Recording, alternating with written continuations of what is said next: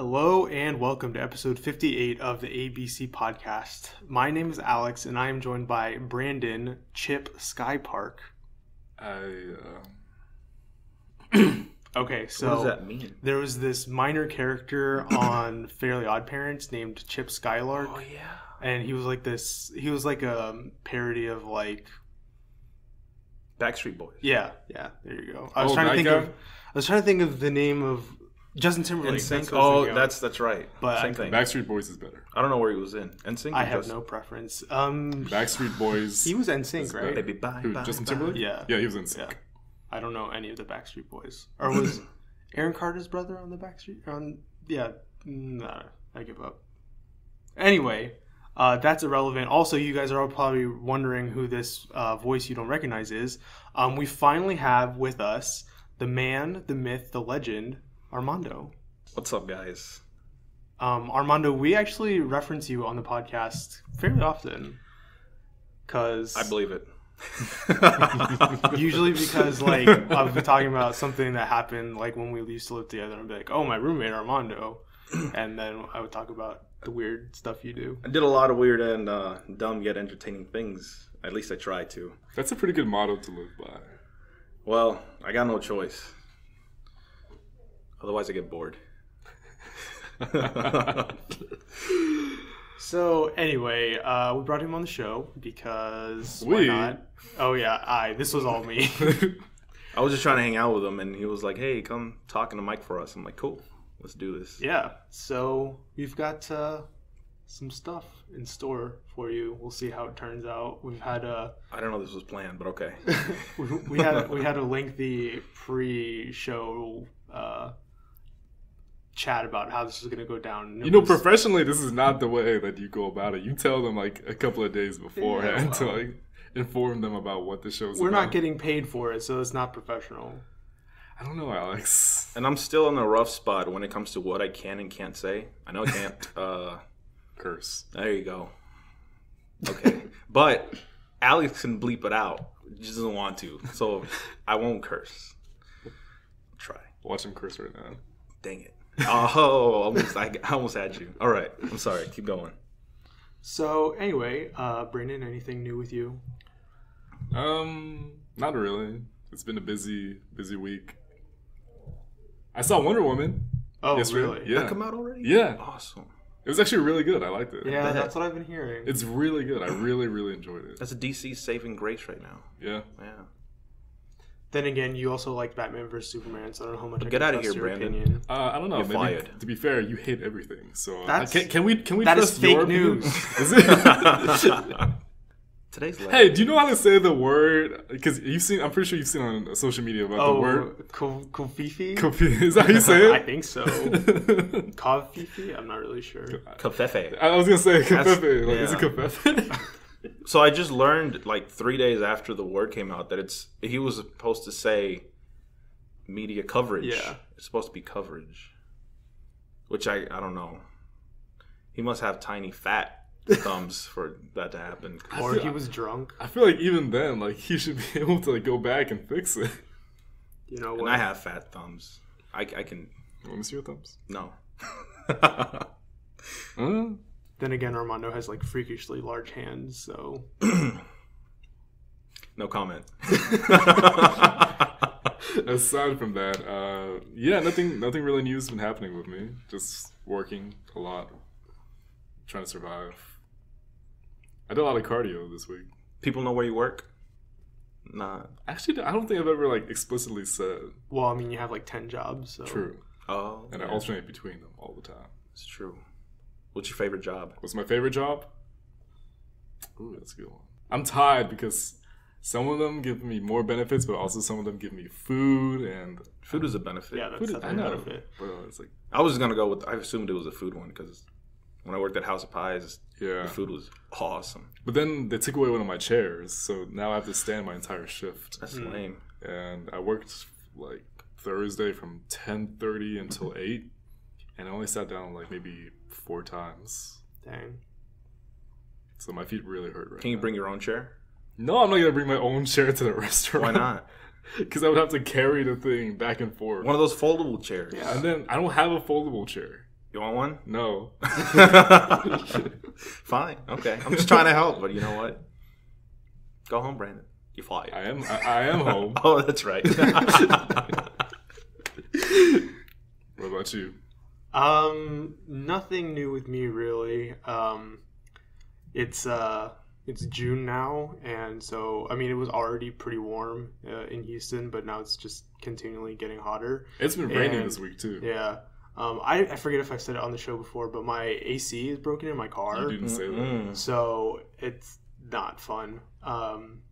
So yeah, and then my brother had an 8 a.m. baseball game today. I saw that. So I went to that because and I forgot to say that I went to sleep at 3:30 in the morning and woke up at 7:30. So that was really pleasant. I went to that. My uncle was there. That was the reason I went. He was in from out of town, so I went to go see him. And by like 9:30 or 10, it was already like 90 degrees outside. It was awful. You know what this reminds me of? I know I've said it on the podcast before, but you remember the line from Parks and Recreation when April was talking about Washington, D.C.? Because this is when her and Ben used to work there. Yeah. And she was like, "My word, living here is like living in the devil's butt crack." Like whenever it rains and I come outside, that's immediately the first thing I think about. Yeah. It is actually, no, I take it back. Not even when it rains. Sometimes when it's just like, super hot, I'm like, oh my god. Yeah, I mean, well, the rain like cools it down, and like it's always humid, so when raining doesn't make it that much more humid. Yeah, but I feel like it feels more sticky. Yeah, I guess. And then the mosquitoes come out. I just try to not go outside as much as possible. I can attest to that. Anything you want to talk about, Armando, with your personal life, or you just want to?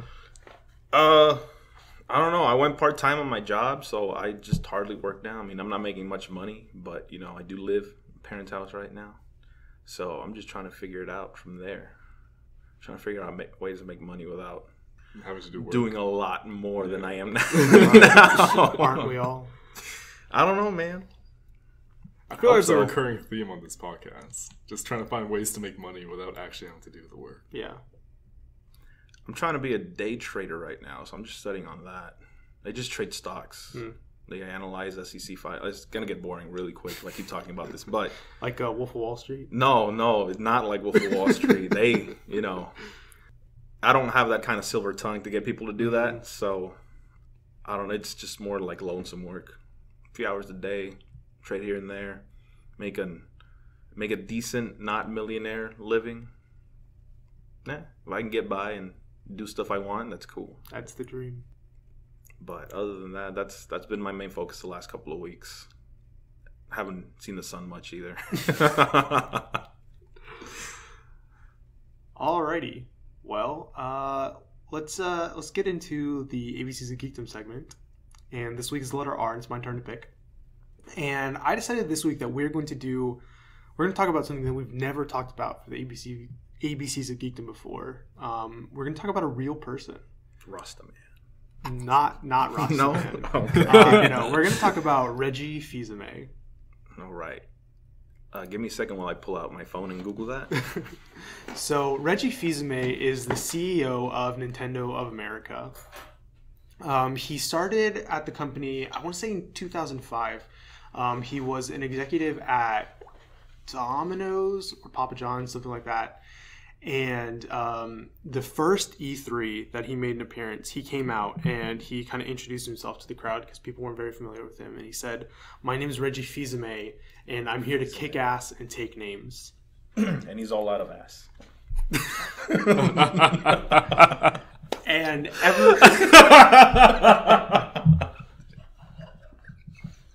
Hey, you said ass. I can say it. That's all I'm saying. All right, it was great having y'all here. I'm gonna leave. No, I'm just kidding. So anyway, ever since then, he has become more and more of a goofy character as the face of Nintendo than a real serious businessman. Now, to be fair, what we see of Reggie in the public eye as fans of Nintendo, I'm sure is very different from what he is day to day. I'm sure he's a great, executive and everything. But what we see in the Nintendo Directs, the press conferences, whatever, is a lot of him being very goofy, he's been memed countless times in recent years.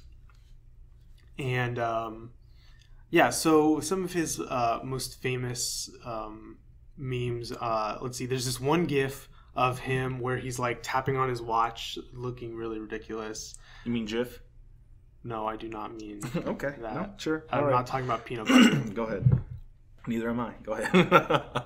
There's another one where, so there was this one skit that they did where they were promoting Yokai Watch.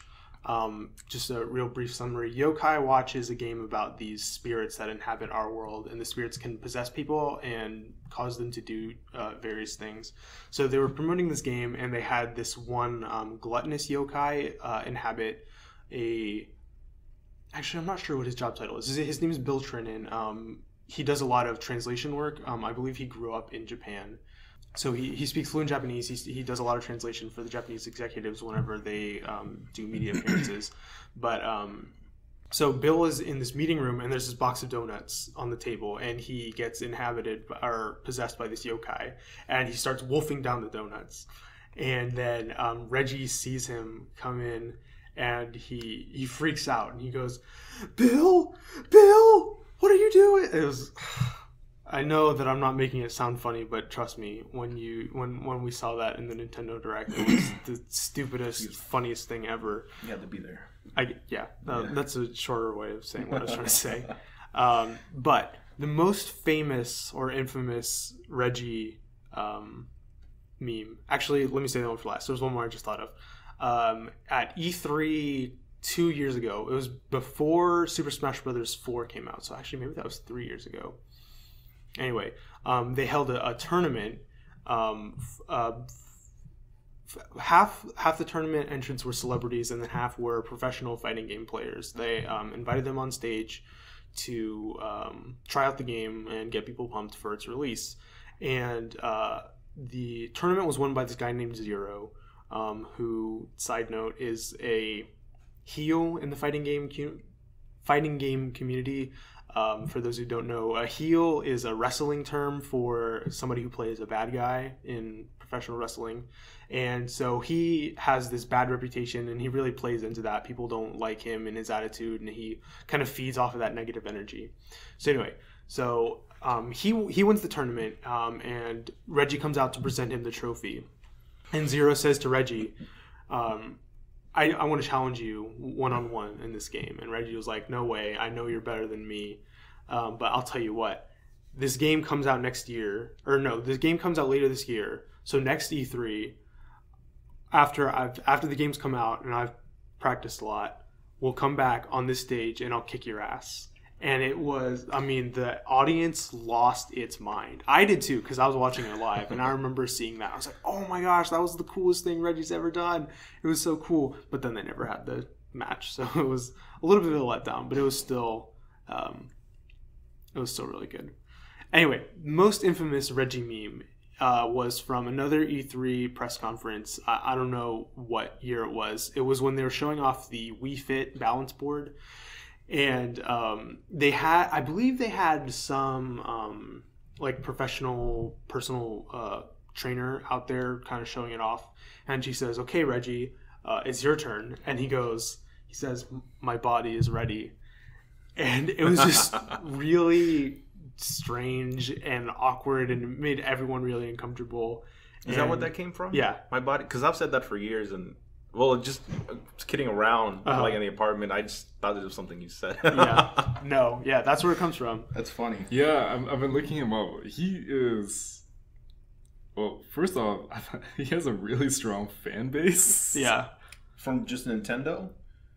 Mm-hmm. Yeah. Because, I've been looking at him too, and I can just look at his kind of corporate side. He's a sales and marketing guy, and that seems to be his shtick. That's his thing. He's also known as the Reginator. Yeah. The Reginator. Yeah. But I'm sorry, Alex. There's another skit that they did. I think this was to hype up an E3 press conference for later in the year, where somebody from some rival corporation built a Reggie lookalike droid or robot android. That's kind of freaky. And so they called him Reggie Fils-Aime. And so it followed him around the office, like acting very robotic, and people like didn't realize it wasn't him. It was just really weird. Apparently, according to his Wikipedia page, what does it say? Okay, Reggie is considered to be responsible for revamping Nintendo's public relations in North America, leading many fans and members of the press to dub his arrival the Reggie-lution. The Reggie-lution? Yeah. I've never heard that before. Yeah. Yeah, so... He seems like a cool guy. Yeah, so... He's very... he's a character. He definitely is a character. And I think, like Brandon was saying, this, Reggie-lution, where he has become a character... a lot of other Nintendo executives have kind of gotten into that role too, to really humanize them instead of being these, what we traditionally think of as these stuck-up businessmen, very, focused on money or power or whatever.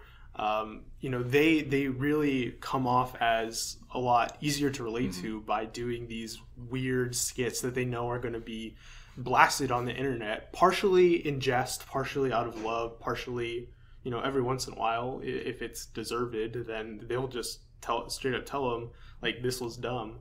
But I think it's really funny, and it helps bring out my love of Nintendo even more. I just thought of another one. The E3 press conference 2015, they were promoting Star Fox Zero, and Reggie...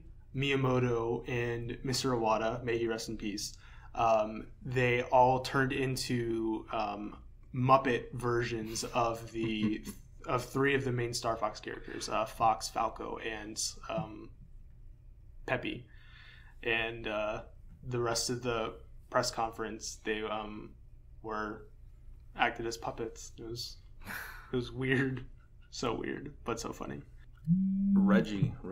Well, I'm sorry, I'm still reading the Wikipedia stuff, and it just seems like he really learned how to read his audience, who he was catering the games to. I think on top of everything and all that he was hired to do there, it's very much his sales and marketing experience. When he was with VH1, he appealed to the younger people, and he got their viewership. I think it says here the ratings increased by 30%, and he kind of brought that to Nintendo. Just he knew that Nintendo fans, they're not gonna look up to some penguin wearing jacket. What do they call it? The tuxedo suit. Is that what? Okay, no, just some suit. Yeah. They're Didn't not we have gonna to look get at a fitted for suit. those? Huh? Yes. Didn't we have to get fitted for those? Did you go? I went, but I'm just like, Yeah, okay. You should know what it's called. Yeah, that's why I was like, Oh, me?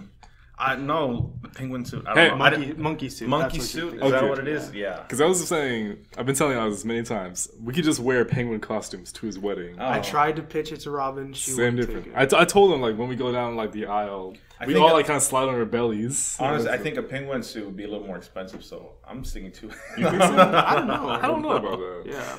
How much do we have to pay? I mean, other than that, I think it but was like 120, something like that. For the $20 the tux. deposit. Yeah, so we put a $20 deposit. I don't know. But I'm going back to get a real suit I like. Not, I don't know what the suit looks like yet. I'm not bashing on your suit. Oh, the tux, you mean? Yeah. On the So it tux. is a tux. Yeah. Okay. See, I don't know what it was. So, yeah. I don't know if it was a tux or a suit. I don't know. It said tux rental, like, when we went to Was the- it? I just had some pants that kind of fit me, and I was like, yeah, this is good. The lady I went to, like, she spent, like, all of 10 minutes on me. Yeah. No, I didn't even try anything on when I got fitted for mine. He just took my measurements. Yeah, and I'm just like, that's it. Yeah. When I went, because I went with Vincent, and Yeah. the guy spent like 20 to 25 minutes on Vincent. Interesting. I was like, where's this customer service? It's like, okay, yeah, so here's your suit. Who are you? Is that what happened? I mean, it was a guy. I was so doing that with The Vincent. question stands. So anyway, Reggie. Reggie, yeah, he really knew how to. He knew that, Nintendo people, sales and marketing, knowing all that. I think he knew that, his audience, his customers, they're all going to be people who they're not going to be into numbers, but, it's things that stick to the internet, funny things, Yeah. challenges. I think just from the little I've read, I don't know much about him, but he seems to be really, really good at his job. And it was Pizza Hut. So he's not from it was Pizza Hut. Procter & Gamble, Pizza Hut. VH1, Guinness beer. So, you know, The guy gets around. Yeah, it didn't seem like his career path would lead him down to, like, I guess it could to Nintendo. I don't know. They all seem like every company's been in. Well, I don't know about Procter & Gamble, but like Pizza Hut. All right, who likes pizza? College students. I love love pizza. Actually, I haven't had pizza in a long time. Hey, Brandon, go eat Chinese food. Racist. Where do you work at? I don't even know why I'm trying to be like, I don't know, but nobody's going to come find me. pizza, beer, and friggin' VH1, you know, sounds like my Friday night. Chinese food company. He worked at a Chinese food company. It's okay, Brandon. He probably owned me. What? That's not how capitalism works, Brandon. It's the same It's thing. not the same It's the thing. same thing. Okay. No, it's not the same thing. I swear to you, I'm not communist. He's college educated, yo. Just throwing that out there. I don't know, man. Some college educated people I know say that stuff for real. Oh, yeah. I don't know. What? Was your phone flicker? Oh, yeah, it flickers. It's just... I don't think it's dying, and if it is, it's just been dying for a couple years or now. Kind of like me. Wait, what? Oh. Are we going to bleep that? No. Is that not how bleeping works? No. No. Oh, okay. I was just kidding, by the way. Unless, you know, I did watch this one show once. It was on the Discovery Channel, and it was the most depressing view of life I've ever heard. You know, coming out of, I guess, I don't know, she wasn't a scientist, but on the Discovery Channel, they were like, from the moment we start dying, you know, it was a British accent. It's like, from the moment we are born, we start to die. And it's like, what? It's true. No, I guess it's like a glass half full, glass half empty kind of deal. Yeah, I don't know. I mean, whenever Robin like gets a stomachache or a headache, you know, she's all dramatic. She's like, "Oh, I'm dying." I go, "We're all dying." So when you think about it, every second that you take is 1 second closer to your death. But so isn't dying? I mean, at what point is it dying, and at what point is it living? Does that living just not contribute to anything? Are we living and dying at the same time? Yes. Oh, I don't know about that. Okay. That's depressing. I mean, when you're on Don't your invite me to these things again. when you're on your deathbed, you're still alive, but you're also dying. And right now, I'm getting closer to being dead with every, breath that I take. So I'm dying. That's all I'm saying. But what if, like, okay, let's say you're trying to get from here to your house, right? If you're driving, you're getting off the school and you start driving there, you're traveling, right? If you're on the street to your house, are you still traveling at that point, or Yes. you're arriving? I don't know. What point are you? That is bad. I guess you are still traveling. Okay, I think that's enough philosophy for this episode. I'm not done. But keep going. So Wow, look what Reggie took us. I know, right? Reggie, you genius bastard. So yeah, I definitely recommend go on YouTube, search Reggie Fils-Aime. It's FILS-AMIE. You did that without looking. Awesome. I'm sure there's great YouTube videos, memes galore. I'm pretty sure he has his own Know Your Meme page. So I have never seen a meme of this guy. I find that hard to believe. Probably just didn't know it was him. Oh yeah, let me look it up. That's my life, memes these days. Me too. It's pretty sad. That's how I communicate with people. Me too. I when I first saw my brother on Sunday, we were like, this is the real conversation we had for the first time in about 2 months without memes. Because we just communicate through memes. We just communicate through memes. Is that the SpongeBob one? Yeah, doesn't really work as well when you actually say No, it out loud. I think they got. Alex, are you okay? I think they got the idea. Hopefully. Okay, well, that is it for our ABC's of Geekdom segment. So that means it's time for some corrections.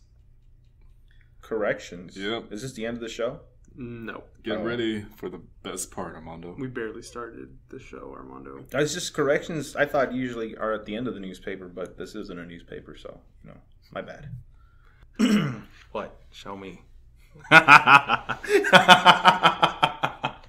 No, I've never seen these, man. I've never seen these Reggie memes. I haven't seen these either. I think there's one that I've seen before. Is the one where it's just a close up on his face, and then he was a little fat cheek dude back then, I guess, and it just says my body's ready, Yeah. like in small caps at the bottom. And I think that's the only one I've seen, and even then, that was when I first started getting into memes. But all right, corrections. Okay, so first correction is from our previous ABC's Geekdom segment when we talked about Qui-Gon Jinn. So Brandon had said that Qui-Gon was a Jedi Master. I said I wasn't sure about that because I was under the impression that you could only be a Jedi Master if you were on the Jedi Council. So I went on Wikipedia, did a little bit of research, and I couldn't find anything to confirm that theory one way or the other. That sounds like my papers in college. I went to Wikipedia, did some research, and Except this was Wikipedia. oh, my bad. It's fine. So anyway, my phone started either my phone or the web. Actually, it was probably the website because I was having some troubles with it. But it started acting janky, so I couldn't like on the Jedi Master page. They had a list of Jedi Masters. And I was trying to click on some of them, but it wasn't being very cooperative. So I'm gonna say that Brandon was right that you can't be a Jedi Master without being on the Jedi Council because the Council only consists of 12 Jedi. And it would be kind of weird if there are only 12 Jedi Masters in the whole order. But I can't say that with 100% certainty. Give me a percentage. How much? 98%. Really? Yeah. All right, so I've never seen any Star Wars movie, but Wait, hold up. What? I've never seen a Star Wars movie. I'm waiting for the right person to watch them with. That's kind of sweet, actually. I don't know. Growing up, they were never on TV, honestly. No, that's usually true. what happened. They were, Lucasfilm. It was all VHS, and the only VHS I bought was Pokemon movies. That was great. But I like how both of us can relate to that. no, I mean, I don't know why.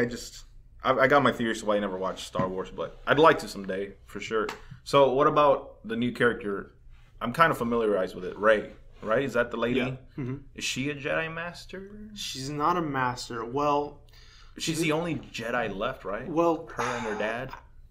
We don't really know if she's going to be a Jedi or not because in The Force Awakens, they never refer to Kylo Ren as a Sith.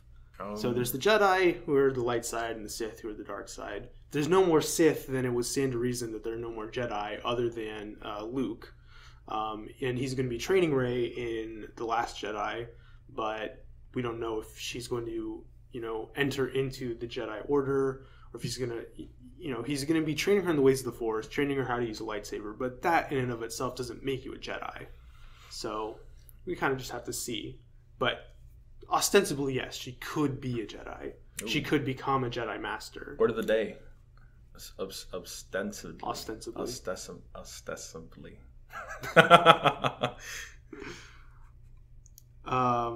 Then after that, I was quoting Obi-Wan when we were talking about vile hive of scum and villainy. Remember that line? No. So the actual quote is he says, "You will never find a more wretched hive of scum and villainy." Okay. And he also, I always thought that after that he said throughout the galaxy or something to that effect. He actually doesn't say that. Oh, really? Yeah.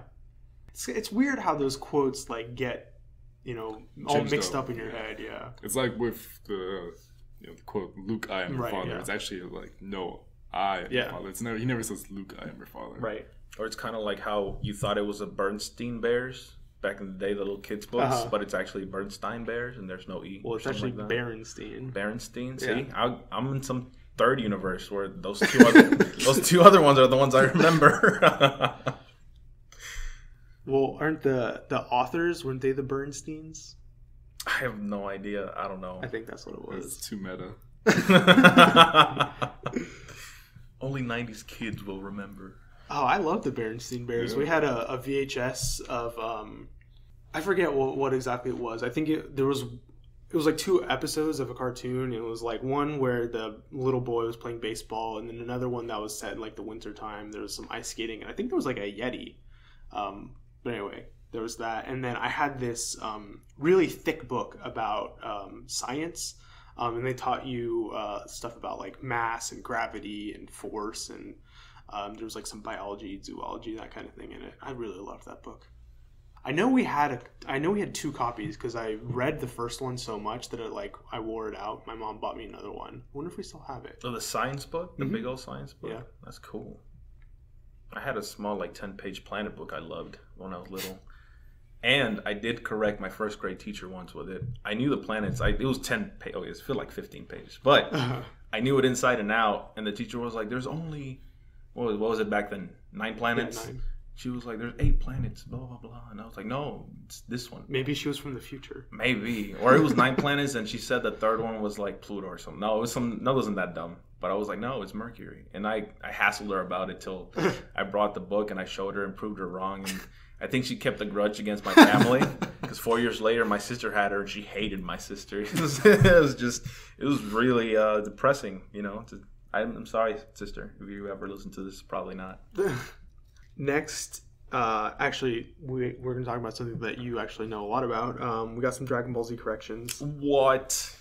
So, that's awesome. We were talking about the differences in what Shenron can do and what Purunga can do.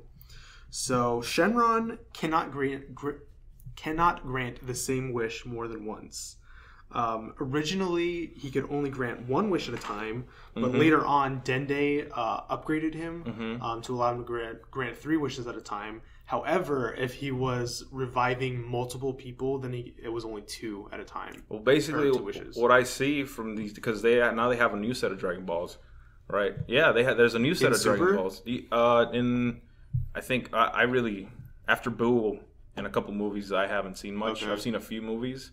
But basically what I gather is the bigger the balls, the better the dragon can wish. The bigger the Dragon Balls, I meant to say it that way. I'm not going to lie. But, yeah, there's these huge... There's still some euphemism behind what you said.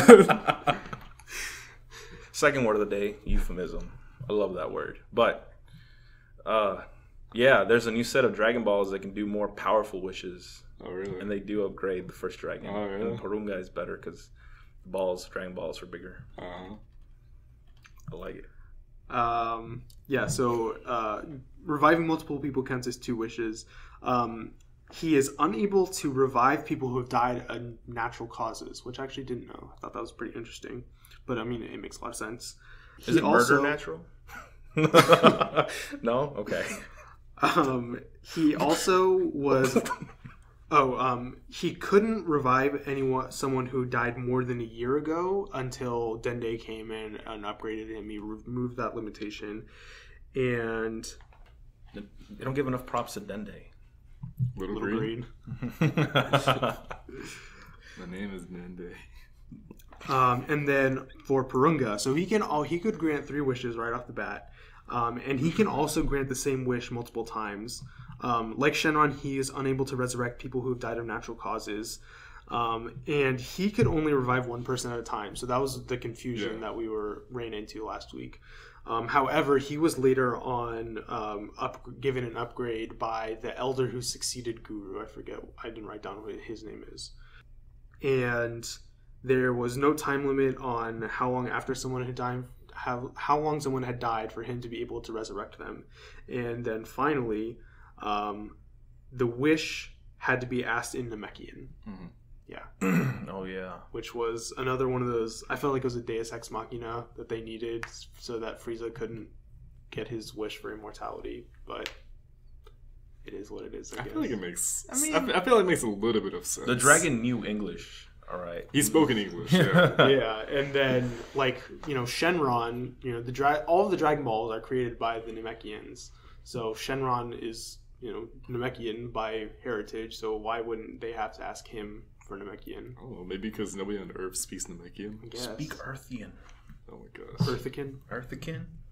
Okay, then I forget why we were talking about this last week, but we were wondering where Zealand comes from, the namesake of New Zealand. Because we were just talking about news. Because they found a planet, they call it New Namek, right, yeah. And I was ragging on it very creative. And then we just started bashing everything called New something or other.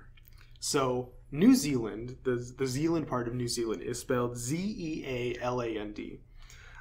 So I googled that, and the first thing that popped up is it's called Zealand is the most populated island in Denmark. Accounts for about 30% of the population of that country. So that's a good chunk. Okay, great. We're done with that. However, I went on to read a little bit more of the Wikipedia page, and it says this is not what the country New Zealand is named off of. And I was like, Are you kidding me? Lame. It might as well be. I know, right? So, turns out that Zeeland, just an alternate spelling of Zealand, which is what New Zealand is actually named after, is the westernmost province of the Netherlands. The reason for that is that New Zealand was discovered in 1642 by Dutchman Abel Tasman and named it after his home territory. So there's some geography trivia for you, I guess. All right, moving on. We were talking about M from James Bond, and I was talking about how Dame Judi Dench played that role. Oh, I was trying to be background. Go ahead. How she played that role in the Pierce Brosnan Bond films, and I was trying to remember which James Bond movies he played that character in. So that was GoldenEye, Tomorrow Never Dies, The World Is Not Enough, and Die Another Day. So a total of 4.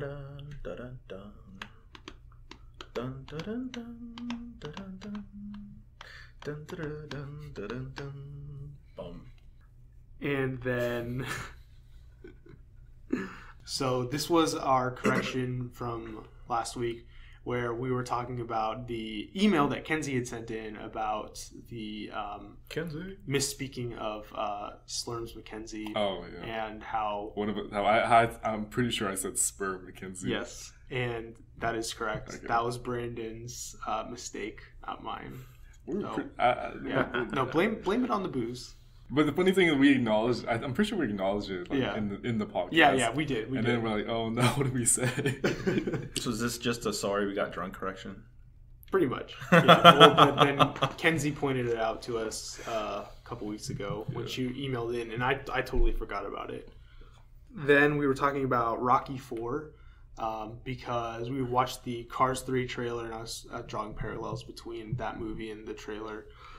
So the bad guy, the Russian guy in that movie, his name is Ivan Drago. That was a good accent. I love that guy. Yeah. He's got the actor's got several PhDs or something like that. Dolph Lundgren? That sounds familiar. Yeah, actually, I think I've mentioned that on the show before, now that I think about it. That dude's so cool. And he was in other movies I didn't know were him, just because I guess he's older. But yeah. The only other movie... Well, he was in the live-action He-Man movie, but I haven't seen that. Expendables. Yeah, he was in the Expendables and the original Punisher movie he was in. I think I did see a piece. So, I'm sorry, what were we comparing it to? We were talking about Rocky IV.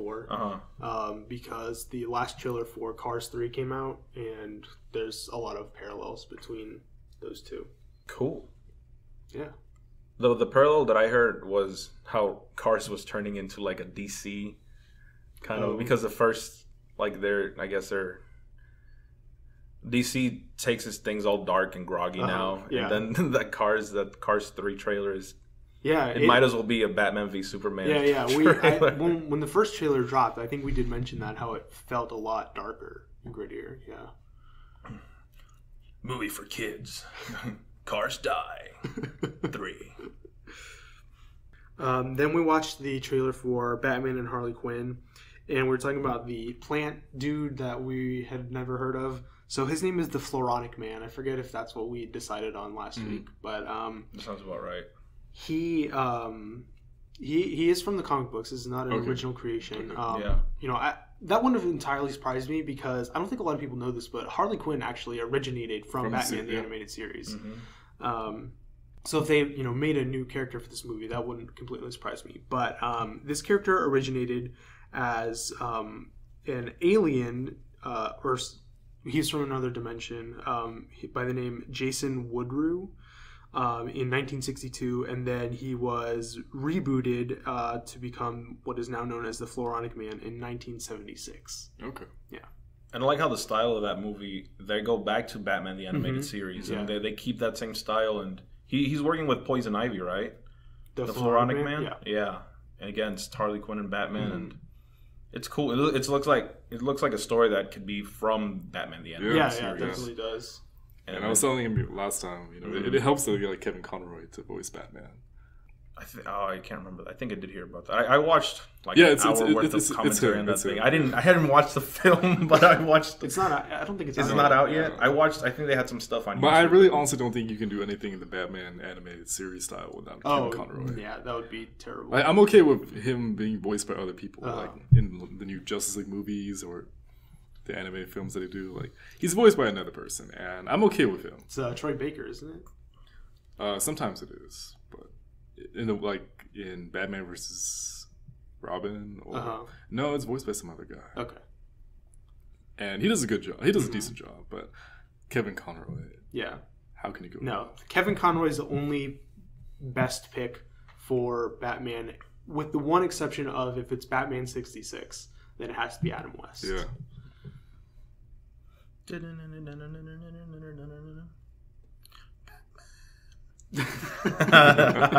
didn't work out. No, probably not. There you go. That was a good one.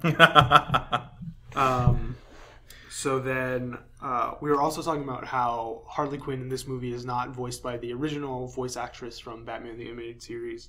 We couldn't remember her name, but her name is Arlene Sorkin. Yeah, now it's a Big Bang Theory girl. Really? What's her name? The blondie with the high voice. Melissa Rauch, I think. Melissa, yeah. That's the voice for Harley Quinn in this movie. The one that plays Bernadette? Yeah. That's who it is. I don't mind it. I thought it was, I don't know. I really like the original. Yeah, I didn't even know that. I didn't either. Melissa Rauch. Yeah. I don't know. I think that who did we say last week? Tara Strong. Yeah, she does a good replacement, but I mean the originals are just the originals. Like that's what you grew up with, and so it's hard to replace that memory. Yeah. But they have to do what they have to do. And then finally for Batman Corrections, I was talking about how after a certain amount of time they changed the names of the series over time. So it was originally Batman the Animated Series, then they changed it to The Adventures of Batman and Robin, and then the third series was called The New Batman Adventures. So it's all the same timeline universe kind of thing, just with a different name. Then we talked about the announcement of Top Gun 2, and I was talking about who they were fighting against in that movie, and it's actually never specified what country the enemy fighter jets are flying for, which is kind of weird. This was an 80s movie, it was still in the middle of the Cold War, so it would have been really easy for them to say, the Russians, the Soviets, or whatever, but for whatever reason they decided to keep it an unknown country, which it's fine. But also I was talking about at the end of the movie how he says that he wants to be a Top Gun instructor. That is correct. I actually remembered that right, so Go me. Then we talked about how Tom Holland is going to be young Nathan Drake in the upcoming Uncharted movie. What? Yeah, that seems about right. He looks like him in the game anyway. Oh, really? Yeah.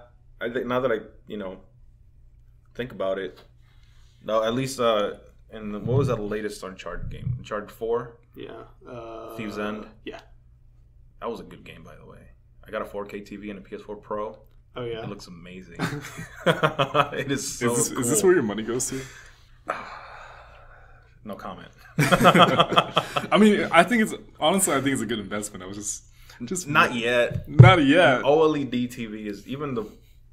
Oh, and anyway, I'm getting off topic. Yeah, I mean, 4K TVs aren't really that expensive anymore because it's not even like the top of the line technology anymore. Like I got mine 50-inch for $500, I think. That's like nothing. That's actually for a TV.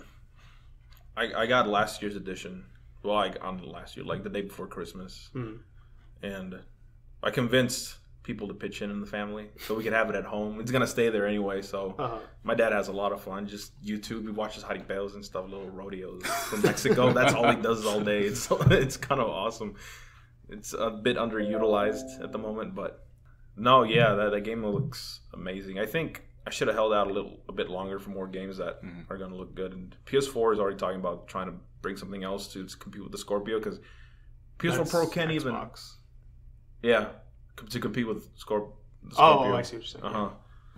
Because PS4 can't even play friggin' 4K movies, Ultra HD, and man, I was really turned off about that. Yeah, that's really dumb. But I guess back to Oh, if you want a TV, OLED, LG. That's the best there is out there and has been for a while. Anyway. Dang, he's not even listening, Brandon. I'm listening. But that sounds... I didn't know they were making an Uncharted movie, first of all. Yeah. They are? It's been in the works for a while. Yeah, but now it's like... Confirmed. Really moving forward, yeah. That's cool.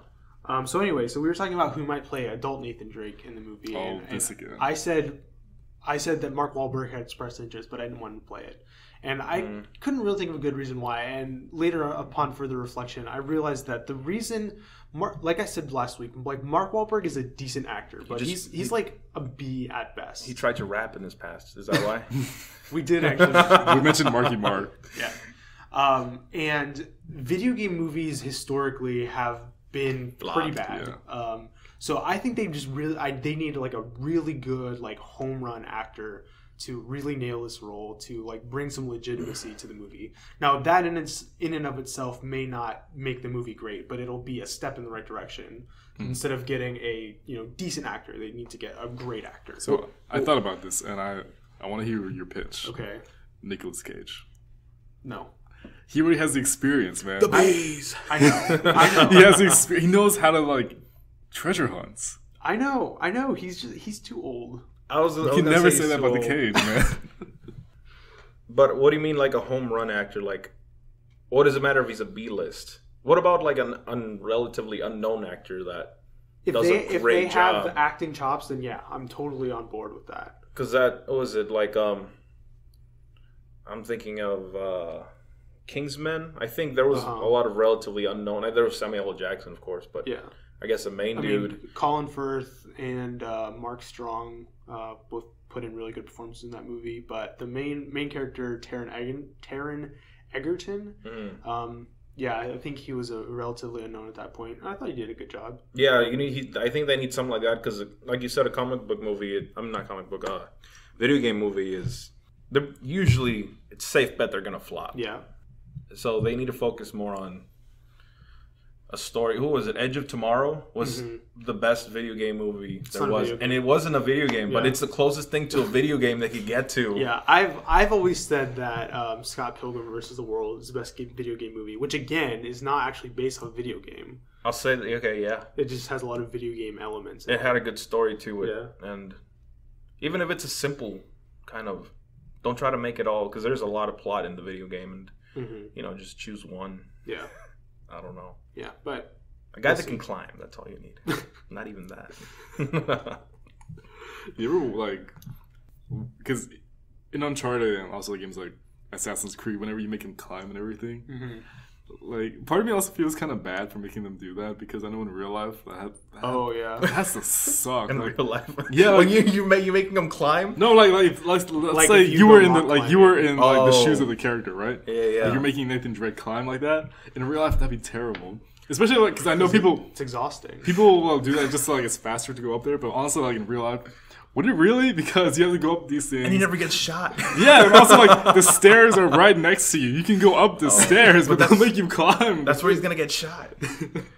It's true. I think the more I played Uncharted 4, the more I wanted to be like Nathan Drake. Oh, yeah. Just because like of all the climbing he did, he never fell down. Well, I mean, he's in really good shape. So. Yeah. He's in unrealistically good shape. So you know what's funny? So, okay, this is kind of a tangent from there, but in BioShock...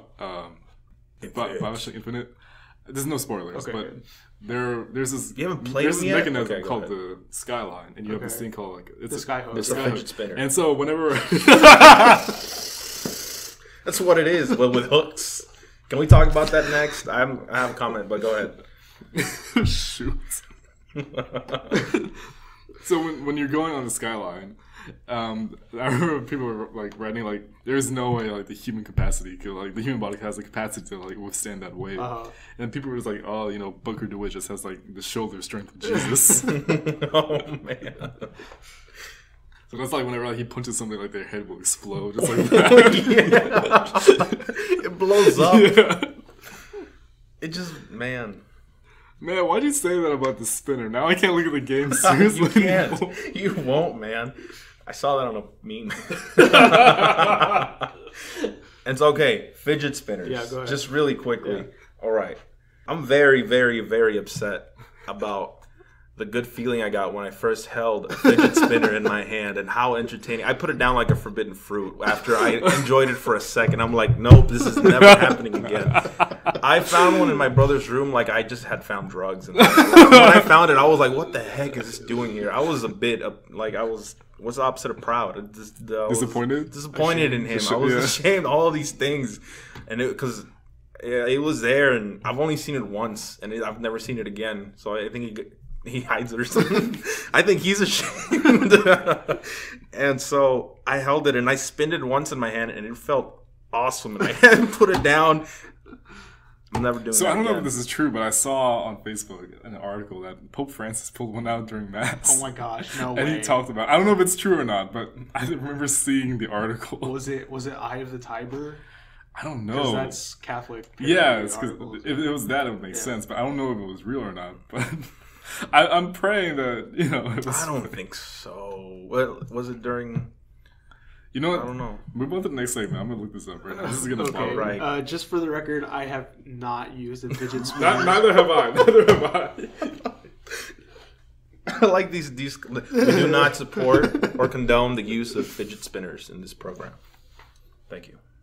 All right, next correction here is we were talking about the reboot of the Resident Evil franchise, speaking of video game movies.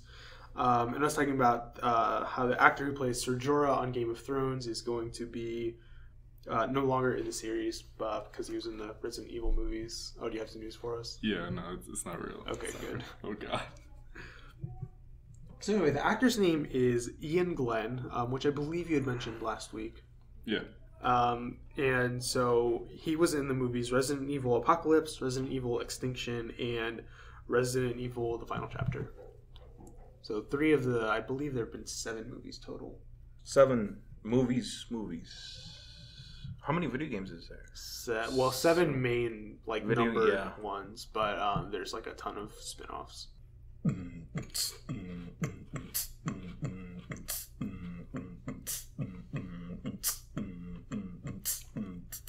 So next correction is that I was giving my hot take on Love and Other Drugs last week. Did it pique your interest at all? I didn't really get to ask. If I sold it, yeah. I haven't gone around to it. Well, yeah. It actually did. It actually did. Good. Anyway, Kenzie said that it was on Netflix. That is incorrect. At least at the moment. It may have been at some point, but it's not anymore. U.S. anyway. True. Yeah. I've never really looked into changing my region or whatever. I don't think it's that hard, is it? There's an app on the computer or an extension Chrome. It's called Hola, Hola in Spanish. Spanish for hello. And yeah, you just like I switched mine to UK once, and I was watching Harry Potter movies on freaking Netflix. What? Yeah. It was awesome. Huh. I don't know if it still works, but okay. Anyway, so we talked about Memento at length last week. You remember when we watched that movie? yeah, I do. It was a crazy movie. It was, yeah.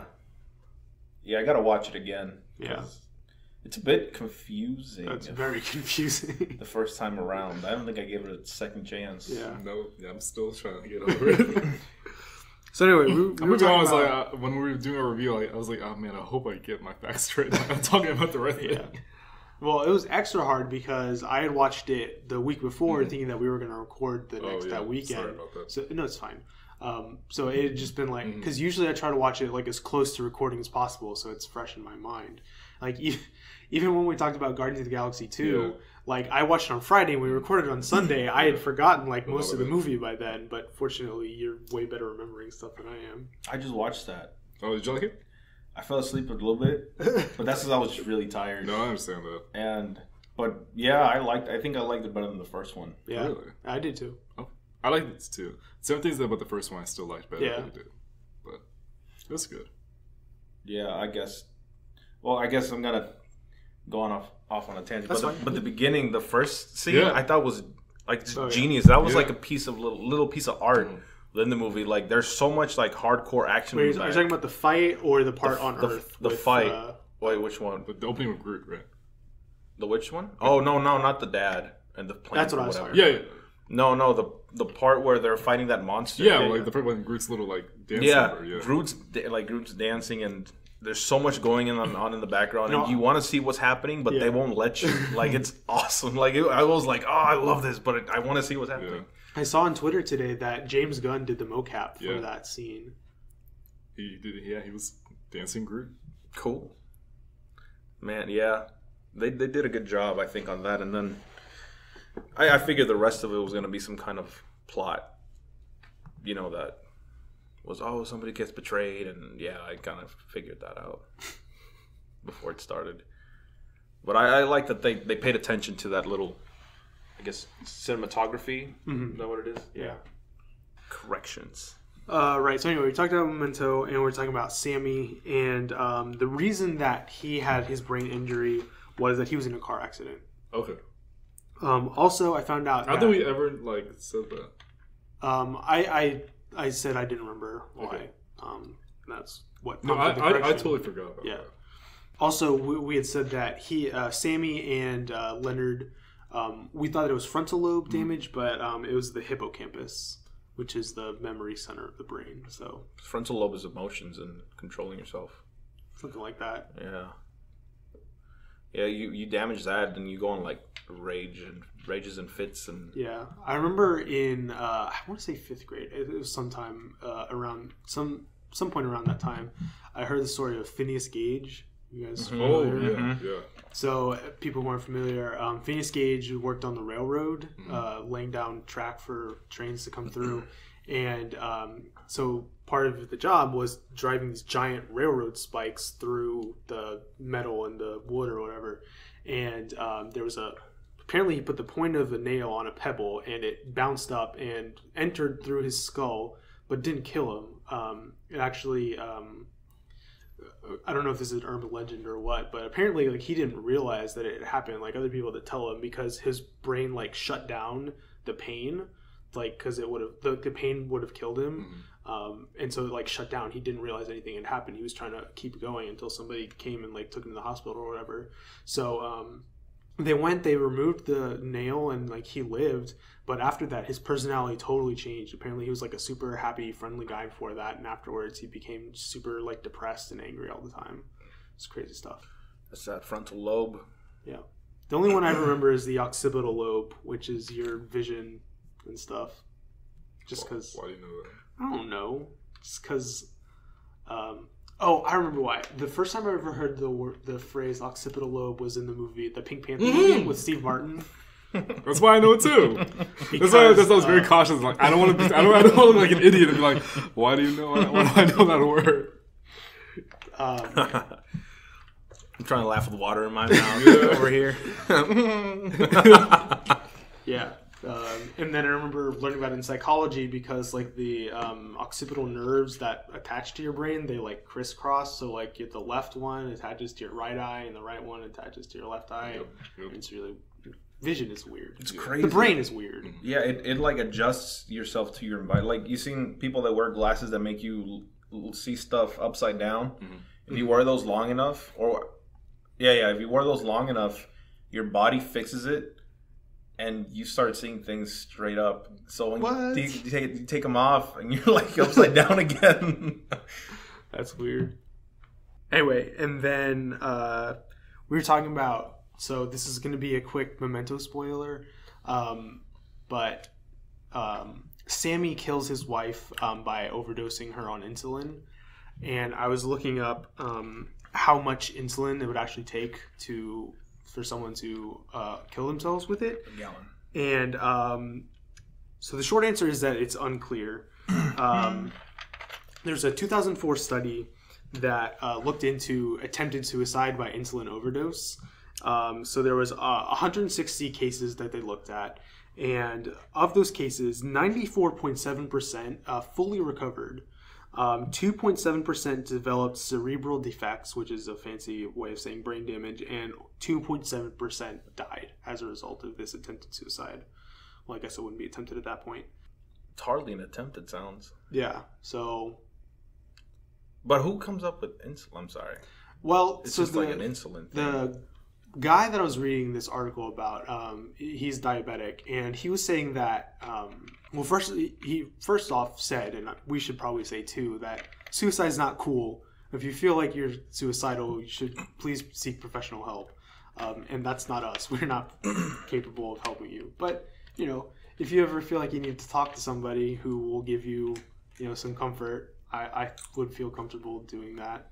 But that's too touchy-feely. That's so sweet. Thanks. Tell me how you really feel. That is how I really feel, Brandon. Aww. I just want people to be happy because I strive for happiness, and it's hard. But anyway. I don't know. Just kidding. So this guy was writing the article, and you know he did all this research about the suicide and stuff. But he himself is diabetic, and he was saying that for people with diabetes, he said that he himself has thought, you know, how much of this stuff would I have to take to just end it all? Because, you know, while it's not it's accessible. Yeah, it's not really a fatal disease. It's manageable, but it's very cumbersome. It's very tiresome. You know, it takes a lot of, you know, rigorous dieting, and you have to be very vigilant about what you eat and your routine and that kind of thing. So, you know, he said that he could imagine lots of diabetics just, you know, not seriously, but at least, you know, consider like, you know, this could kill me. I wonder how much that would take. And he said that, you know, it would be poetic for the thing that's supposed to save your life to ultimately be the thing to take it and put you out of your misery. So I just wanted an ironic death. Yeah. You just took the mood of this podcast to like a whole... Well, you asked. I feel the same. Somebody asked. But I would feel very uncomfortable right now making a joke. That's how bad it is. Good idea. It's just wrong time to make a joke. Even I know that, Brandon. Yes. So to reiterate, that's the first. Suicide is uncool. Yeah, you're right. Suicide's uncool, and death by insulin is not a very effective way of doing that uncool thing. Don't suggest things. I'm not suggesting I feel like you're about to suggest things. Okay. No, yeah, very uncool.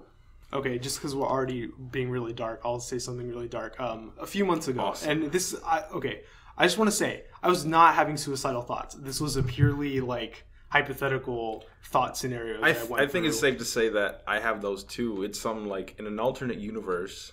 What would I? Yeah, like if I was gonna kill myself, how would I do it? So I was like, well, gun, have to go get one of those. I don't have money for that, so that's out the window. Can't hang myself because the ceilings in my apartment are too low, and I don't want to lose my breath. You know, is that bad? That's not drowning. Like I'd have to fill up the bathtub. That would take a long time. I think that's the worst way to die. Pills. I don't have enough of those around to do it, so I couldn't really do that. And like if I threw myself off the balcony of my apartment, it's not tall enough for me to die. So there wasn't really a good way to do it in my apartment. Yeah, I think I was just talking about this with my parents yesterday. Not about just like we were talking about how insurance for women is cheaper than for men because they tend to get into less accidents because guys are more reckless, right? Which kind of coincides with suicide attempts as well. Guys are a lot more reckless. They go straight with the guns, you know, hang things that are gonna work. So when they try to kill themselves, they're more successful than women. Women, they tend to do like pills or I don't know, they cut their wrists, but sometimes they don't do it deep enough or it's for attention. I guess sometimes it's for attention, not all the time. But so, yeah, guys just go straight to it, gun to the head, da-da-da. But I guess for me, I've thought about it too. It's not like I've ever thought about, you know, ending it, but which I'm really lucky to not really have to go through that. But, you know, I guess you do get those thoughts and all I can think of is maybe not just dying in general. All I think is that anything where I lose my breath at the end, choking, drowning is just. That's why I can't swim. That's why I don't go near pools. Yeah. Well, I do, but I stay outside. It's not cool, man. Okay. Awesome. Nice talk. Yeah. I'm sorry if anybody got upset by that, but I don't know where to go from there. So we'll just finish with our final correction. The TV show Arthur. Which one? Wait. The Kid PBS, Arthur? The cartoon. Awesome. So according to the Arthur Wiki, which, yes, I was very surprised to learn that there is such a thing. You can find a wiki for anything. That's true. He attends and Mr. Ratburn teaches at Lakewood Elementary School. I would have never guessed that. Yeah. What? Wait, so what was the correction to? Oh, so actually we didn't get a chance to explain this to you. At the end of the show we do a segment called Fan Fic Fights, which is like death battle but in verbal argument form. Arthur against who? No, it was Mr. Ratburn versus Jessica Day from New Girl and Miss Frizzle from Magic School Bus and Walter White. See, I feel like when you know Miss Frizzle wins every time. She has a magic school bus. See, I feel she'll like, show you why you're wrong in minute form by shrinking you. When you told him about fanfic fights, and you said Arthur, I feel like the first thing that came to his head was the Arthur fist. Yeah. it's like automatically Arthur wins that just because he was the fist. That's the first thing that came to mind when you said Arthur. Alrighty, so that's all of our corrections. So sit tight. We're going to take a break, and you're going to get to listen to some music while we watch some trailers, and we'll be right back. Quick question: who won? Well, there's no definitive winner. It's up to the fans to send in who they thought won. Oh, okay. Which doesn't always happen, but yeah. Who they haven't said anything? No. Kenzie's usually the only person who emails, and since she was in it, she doesn't get to give us her opinion. Miss Frizzle, all the way. Kenzie fake Miss Frizzle. Heck yeah. Well, I guess she's a smart girl. I guess she has one in the books. Her first one too. Yeah, true. All right. Anyway, we'll be right back.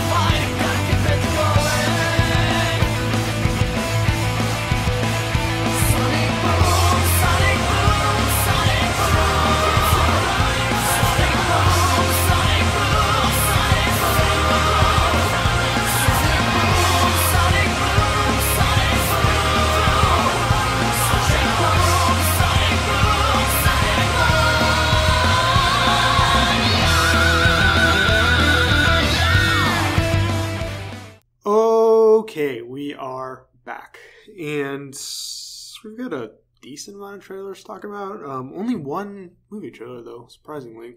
But we'll start with that one. So we watched the trailer for Logan Lucky, and I had no idea what this movie was about going into it. So it started off with Channing Tatum being sat down by Gary, Jerry, Larry, Vergich, Gingrich. He gets fired from his construction job, and he's walking out of the trailer, and he tosses his hard hat into this little bin with everybody else's equipment. It's like, oh, okay, this is a movie about a guy who can shoot really well. That's how he's going to make his living. So it's like a gun slinger type of thing. But then no. So he goes to his bar where his brother, who's played by Adam Driver, works, and then he gets into a fight. And I was like, oh, he's going to become an underground boxing kind of guy. But no. And then it's like, I know we can get money. And they started talking about this racetrack. And I was like, oh, he's going to become a racetrack driver. No.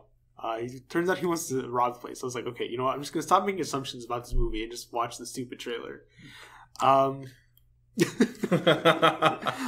I don't know about you guys, but literally all that went through my head. No, I didn't start paying attention until the middle of the trailer. Okay. Yeah. I was just kind of following it. I was like, okay. Because I used to do that, and then I would always my expectations changed. Uh-huh. So now I'm just like, okay, I'll just watch it without trying to make the preconceived notion. But I understand where did you get that, because they had a lot of tropes going in. Uh-huh. Like, it wasn't like in your face, but it was just kind of like just right there. A lot of subplots. Yeah. Maybe. I still think it's a NASCAR movie. Like just from watching that trailer, but Dude, this was a weird trailer. Yeah, it was, but I actually really I liked liked it though. I liked it. yeah, it looks like a Talladega Nights with less Will Ferrell. Uh-huh. It's something that might happen behind the scenes of that movie, so it's still funny. Yeah. It's still like the same funny genre, but more action. I liked what Armando said. Like, it was weird seeing Adam Driver talking Hick. Yeah. And I was just saying, like, would it be like if he said that the entire length of The Force Awakens? I'm gonna get you. I don't know. It's like Supreme Leader Snoke, nice to see you again.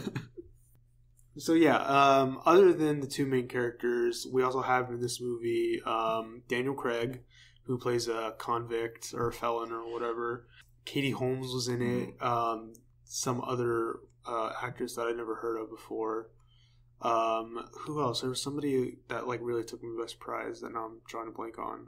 I like I said, I'm bad with names, so I don't know. Okay. Who was it? I don't know. Well, we can come back to that later, I guess. We could look it up. We could, but that's what the correction segment is for.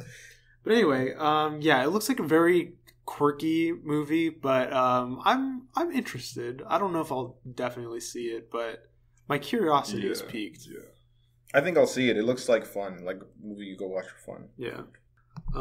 Channing Tatum? Did you say that? Yes. Oh, okay. Cool. Never mind. So then we watched the trailer, or season 2 trailer for Preacher.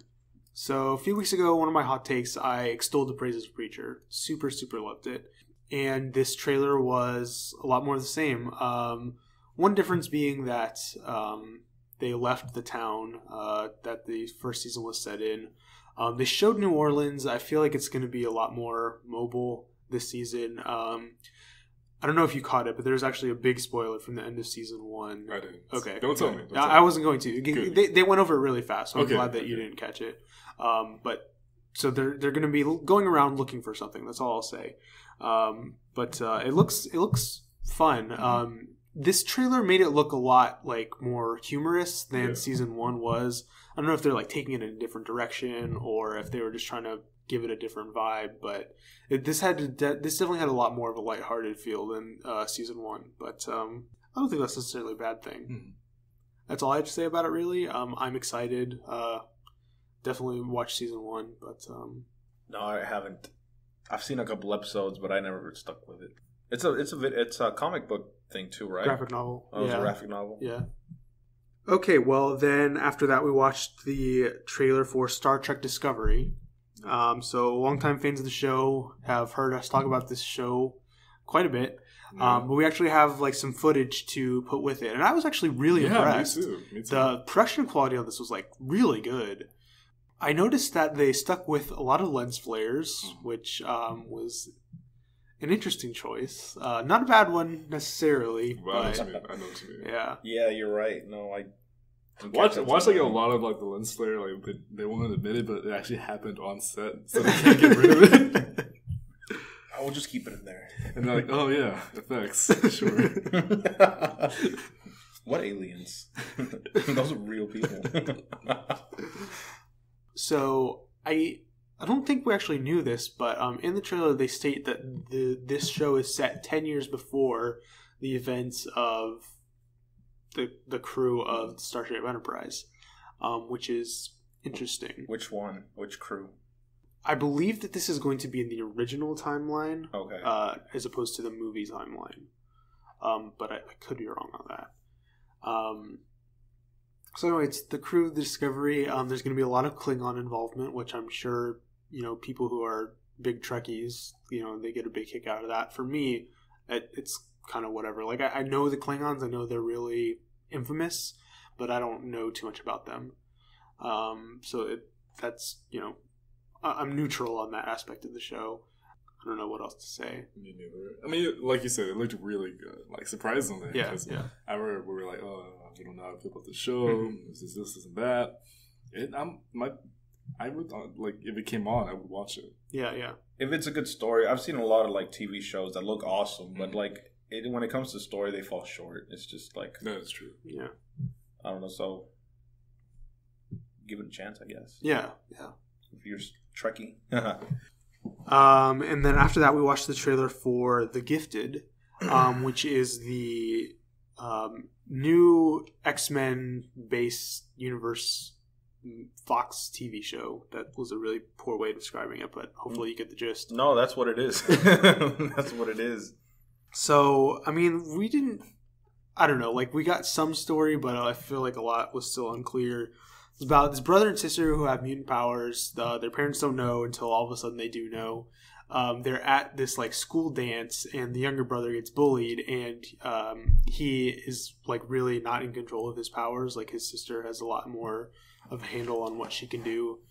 So he's getting bullied, and he like flips out, and like the school like has some sort of like earthquake type of thing. So he's in there, he's freaking out. They go home, and the government shows up to take the kids away, and the parents are like, nah. And they run away. They meet up with some other mutants to help protect them. They make direct reference to the X-Men and the Brotherhood, which I thought was interesting. The thing about these shows is that you kind of, at least for me, I never know what timeline they're in anymore. Like, yeah, it's just like some separate little story, but from which one? Because they have another X-Men show, Legion. Yeah, that's FX though, right? Yes, that's an FX. So that's a timeline somewhere else, and I guess they're kind of trying to do what Marvel does. No, because they also have because DC also has Supergirl and. No, this is Marvel. Yeah. So is it Agents of S.H.I.E.L.D.? Mm-hmm. But I don't know. DC has a multiverse, and I guess Marvel just has corporate ownership. So there's the MCU. So that's all the movies. Well, all the Marvel movies. All the movies. the Netflix series is in Agents of S.H.I.E.L.D. And then I believe Legion is not attached to anything, but this X-Men, The Gifted, is in the X-Men universe, I believe. So it's like it's connected to the movies in some fashion. The movies are barely connected to themselves these days. That's true. And also, I don't even know where Logan fit. Is this Logan? Okay, so I did look into this. Logan fits in the future after the correction they did in Days of Futures Past. But shouldn't that timeline just be erased? Which one? Like, after they go back and stop the Sentinels from being created, stop Mystique from being captured, shouldn't the Days of Future Past timeline just cease to exist? Maybe this is supposed to be erased from history, but let's show you what happened anyway. Is that... what are you talking about cease to exist? Logan or this show? Well, no, you're saying that Logan takes place after the events of Days of Future Past, the part in the future where the Sentinels in the same timeline, because at the end of Days of Future Past, Logan comes back to I'm back. Yeah, but in the original timeline, the split timeline where Mystique gets captured, which ends up not happening because of him going back to the past, that timeline should no longer exist. The timeline... It depends. Actually, it depends on... Maybe they both exist? You have to watch the movie to know what the events happened. Okay. Wait, you haven't seen it? I've seen Days of Future Past. No, Logan, like they don't... And then Apocalypse happens, right? They reference... Yeah, but that's in the original timeline. No. Yeah, it is. Wait. Oh, yeah. See, the thing they mentioned in Logan, they never really specify if it's belonging to the new timeline or the old timeline, or if this is like another different timeline. Yeah. Actually, I don't know if it is. No, it's not. Apocalypse is after. Because... After what? After Days of Future Past. Yes, but in the original timeline. No. It's in the separate one. In what separate one? This new one that they made. Oh, you're talking about like the First Class timeline? Mm-hmm. Yeah, no, I know that. Yeah. But no, that's all in the same timeline. First Class is in the back, all right? So First Class meets the original X-Men timeline, right? And so Wolverine comes back to the past in his old body. Right. He's like, we got to change stuff. And at the end of Days of Future Past, Logan gets captured. Right. Right? Because he has all that metal inside of him. Uh-huh. And so in Apocalypse, you see Logan come out with metal claws because he has them again. Uh-huh. So that's still the new timeline. And after that new timeline, so eventually, I guess they find Logan again, and it becomes a teacher at the school, which is where you left off at the end of Days of Future Past, where he's like, I got a lot of explaining to you to do. You're a history teacher, and you don't know anything now. Stuff like that. So You're fired. after Apocalypse is a new timeline. So it's way after Apocalypse when Logan gets old that Logan takes place. Yes. Okay. But it's not the old timeline, right? I actually don't know anymore at this point. I understand what you're saying. Everything you just said is correct. Okay. That's what I'm used to hearing. Okay. I was kidding. Anyway, so back to The Gifted. Where is The Gifted? Okay. That's a great question, and I don't have an answer to that. I'll see if I can figure something out. Corrections. Yeah. I don't know. Because have you watched Legion? No. Okay, so I watched Legion as well. So I thought it was super, super good. And this one just didn't seem like it was going to live up to that. Now, granted, it's just a trailer. Like, you have to, like, actually watch the show for a few episodes to see if it's actually going to be any good. But just based off this first impression, I was a little bit underwhelmed. It gives me a feeling of the Netflix special 13 Reasons Why, but I with didn't watch superpowers. Oh, really? Yeah. I haven't seen that either. It's just high school trouble, but these kids can kill things and a lot of people. I don't know. I think another problem that I had was just right after watching Star Trek Discovery, where like the production quality seemed really high. Like this one, like it wasn't bad production quality. It just didn't seem quite as from what you're expecting of like a show about mutants. Yeah. So again, I'm reserved about this, but I'm willing to give it a chance. And then we watched a quick teaser trailer for the upcoming Castlevania show on Netflix. So they started out this teaser really cool. They had a NES hooked up to a TV with a Castlevania cartridge on top. So somebody like picks it up, blows on top of it, doesn't blow into the Cartridge cartridge like they're supposed to. Sticks it in the machine, and then it goes up to the TV, and they have some like retro 8-bit menu that shows some other Netflix shows. There was House of Cards, Stranger Things, Narcos, and was there another one? Orange is the New Black. Okay. Yeah, so they plug it in, and instead of like the Nintendo coming up, it's Netflix. Yeah. It's an alternate timeline. And so then they go over to Castlevania, and then that's when the trailer starts. So none of us here really have any familiarity with Castlevania. I know a little tiny bit of the story, but I've never actually played any of the games. But just based off of what we saw here, it looked okay. So when this first got announced, I was intrigued, but I wanted to know a lot more. And one of the main things I wanted to know was, is it going to be animated or live action? So we got confirmation that it's going to be animated, and it is a very animation style. Mm-hmm. It's very heavily Japanese influence, which makes sense because it's produced by Konami. It's a Japanese game developer. The games were developed by Konami. I don't know how much Konami is involved with this series. So yeah, anime art style, but I don't know, there was like so much going on. Like they were cutting really fast. Like they were trying to show like some really quick action sequences, but it just left me really confused.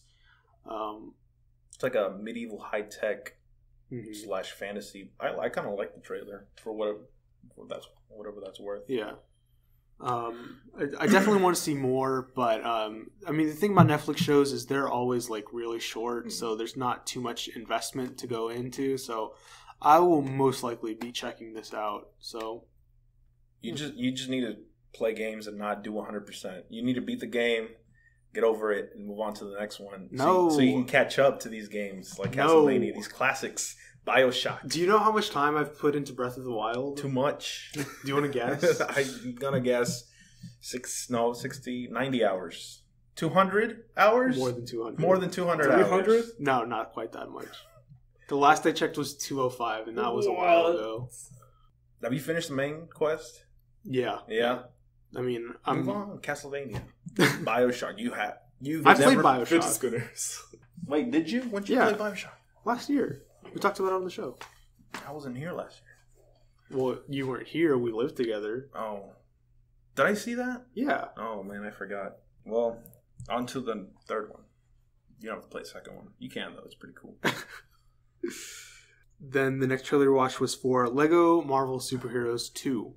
So before we talk about this, some backstory. So there was the first Lego Marvel Superheroes game came out, I don't know, 2013, somewhere in that time frame. And it was an original story that they made up for the game that just took the Marvel Universe, the good guys, the bad guys, your standard Lego game? Yeah. It's Lego game. And then a few years later, they came out with Lego Avengers, which follows the story of the MCU. I forget which movies it is exactly, but it's the Lego, if you're familiar with Lego Star Wars, or Lego Pirates of the Caribbean, Lego Indiana Jones, etc., it's the Lego versions of those movies. So this one, I was expecting to be a lot more along the lines of the first one, where it's, of the original story and everything. And they didn't really touch on the story in this trailer too much, but most of the characters that were featured prominently were from the MCU. We saw a lot of Rocket, a lot of toddler Groot specifically. Not baby Groot, not adult Groot. I mean, adult Groot was in it, but it was toddler Groot from Guardians 2. We saw Doctor Strange, we saw Star-Lord, we saw Gamora, we saw Drax. Yeah, we saw Thor, we saw Hulk in his Planet Hulk gladiator costume, which is going to be in Thor 2 or Thor Ragnarok. At the very end, we had the whole Avengers crew. So those were the main characters, and we did see some Spider-Man 2099, Spider-Gwen, Doc Ock and Enchantress, and some other random characters in there who are not in the MCU. But it looks to me like they're either trying to kind of steal off the hype train of the MCU by featuring those characters a lot, or they're just not telling us that this is going to be a MCU-based game. So I'm curious. But other than that, do you guys have anything to say? I think Marvel is such a goldmine for Lego right now. Just they get to capitalize on each and every film they make. So they use the likeness of the film. You saw the Thor, Doctor Strange. It looks like freaking Cumberbatch in the game, and he's a Lego. Yeah. Actually, it's uncanny. I was kidding. But I mean, it's insane. Lego just keep going parallel along pretty much, the MCU and capitalize it every quarter of the year. I think boom, boom, boom, boom, boom, boom.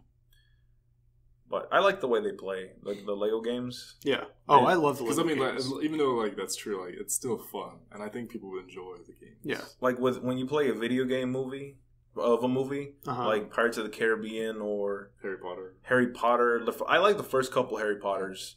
After that, it's it takes itself too seriously. You're talking about the video game adaptation? The adaptation. Spider-Man was pretty cool, but I think after a while... Yeah.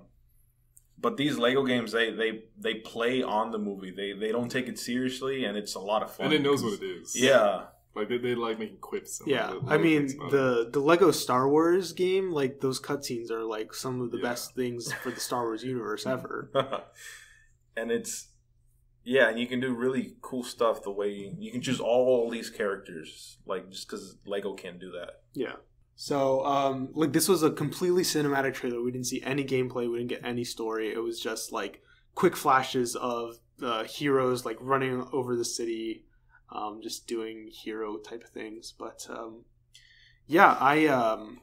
I have played the majority of the Lego games. I'm a few behind now because...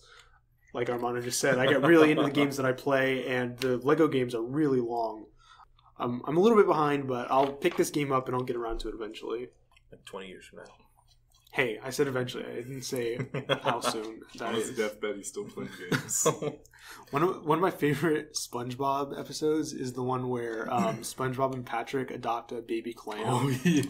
And SpongeBob. Stupid. It is stupid. They are all stupid. Well, yeah, that's the once true. I start watching one, I can't stop. Me too. It's like a fidget spinner of cartoons. That's what it is. But so in this scenario, SpongeBob becomes the housewife. He stays home to take care of the baby and cook and clean and all that. And Patrick becomes the stereotypical 1950s husband who puts on the fedora. He's the breadwinner. Yeah, he puts on the fedora and he goes to work. Yeah. And every time he leaves, SpongeBob's like, "When are you going to be home?" He's like, "Oh, I'll be home soon." And then the narrator does a voiceover and he says soon. And then he's like, when are you going to be home? And it's like, later. And then he's like, when are you going to be home? Eventually. And my sister and I still reference that. Like, whenever we're like, oh, I'll do that eventually, we'll be like, eventually. But yeah. That's my long setup for that really bad joke. No, I know. What are we talking about? That voice is one of the best things about SpongeBob. Yeah. A little French. Yeah. I don't know why you he's do a French, good accent. I thought your story was gonna keep going. I was just nope. That's it. Eventually, croissant. Oh. Okay, and then the last trailer that we watched was for Sonic Forces, showing off the customizable character mechanic that's going to be in said game. Now, I don't think this has ever actually come up on the podcast, but I kind of have an aversion to Sonic games because they're so focused on speed, getting to your goal as quickly as possible, and like they look cool and flashy and everything, but I prefer games where I can take my time, really explore the area. That kind of thing. So Sonic games just aren't my thing. So having said that, this customizable character thing looks fairly cool. I do like customizable characters.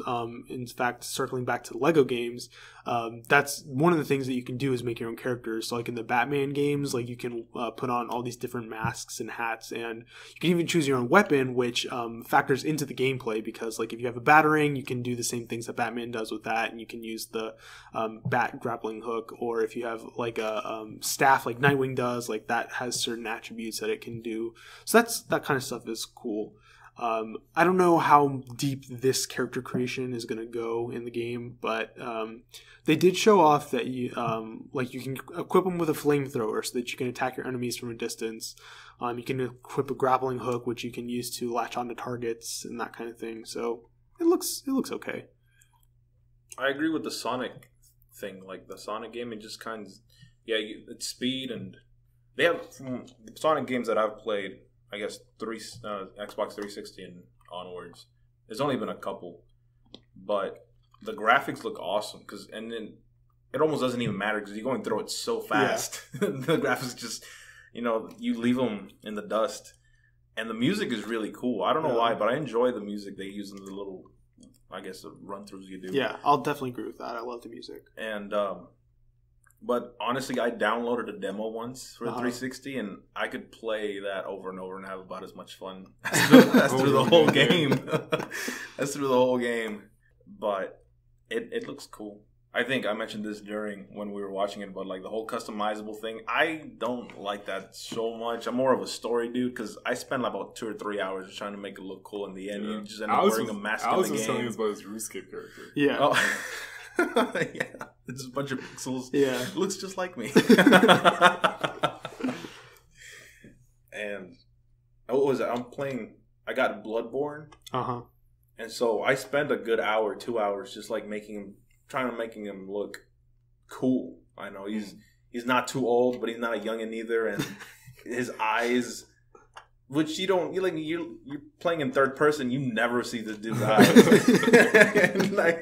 I spent a good 10 minutes trying to figure out what he's going to look like. I mean, just eyes. And at the end of the whole thing, I make him look cool, and he's wearing this cape and all these. He hides. I mean, you can see maybe 20% of everything you did towards the end.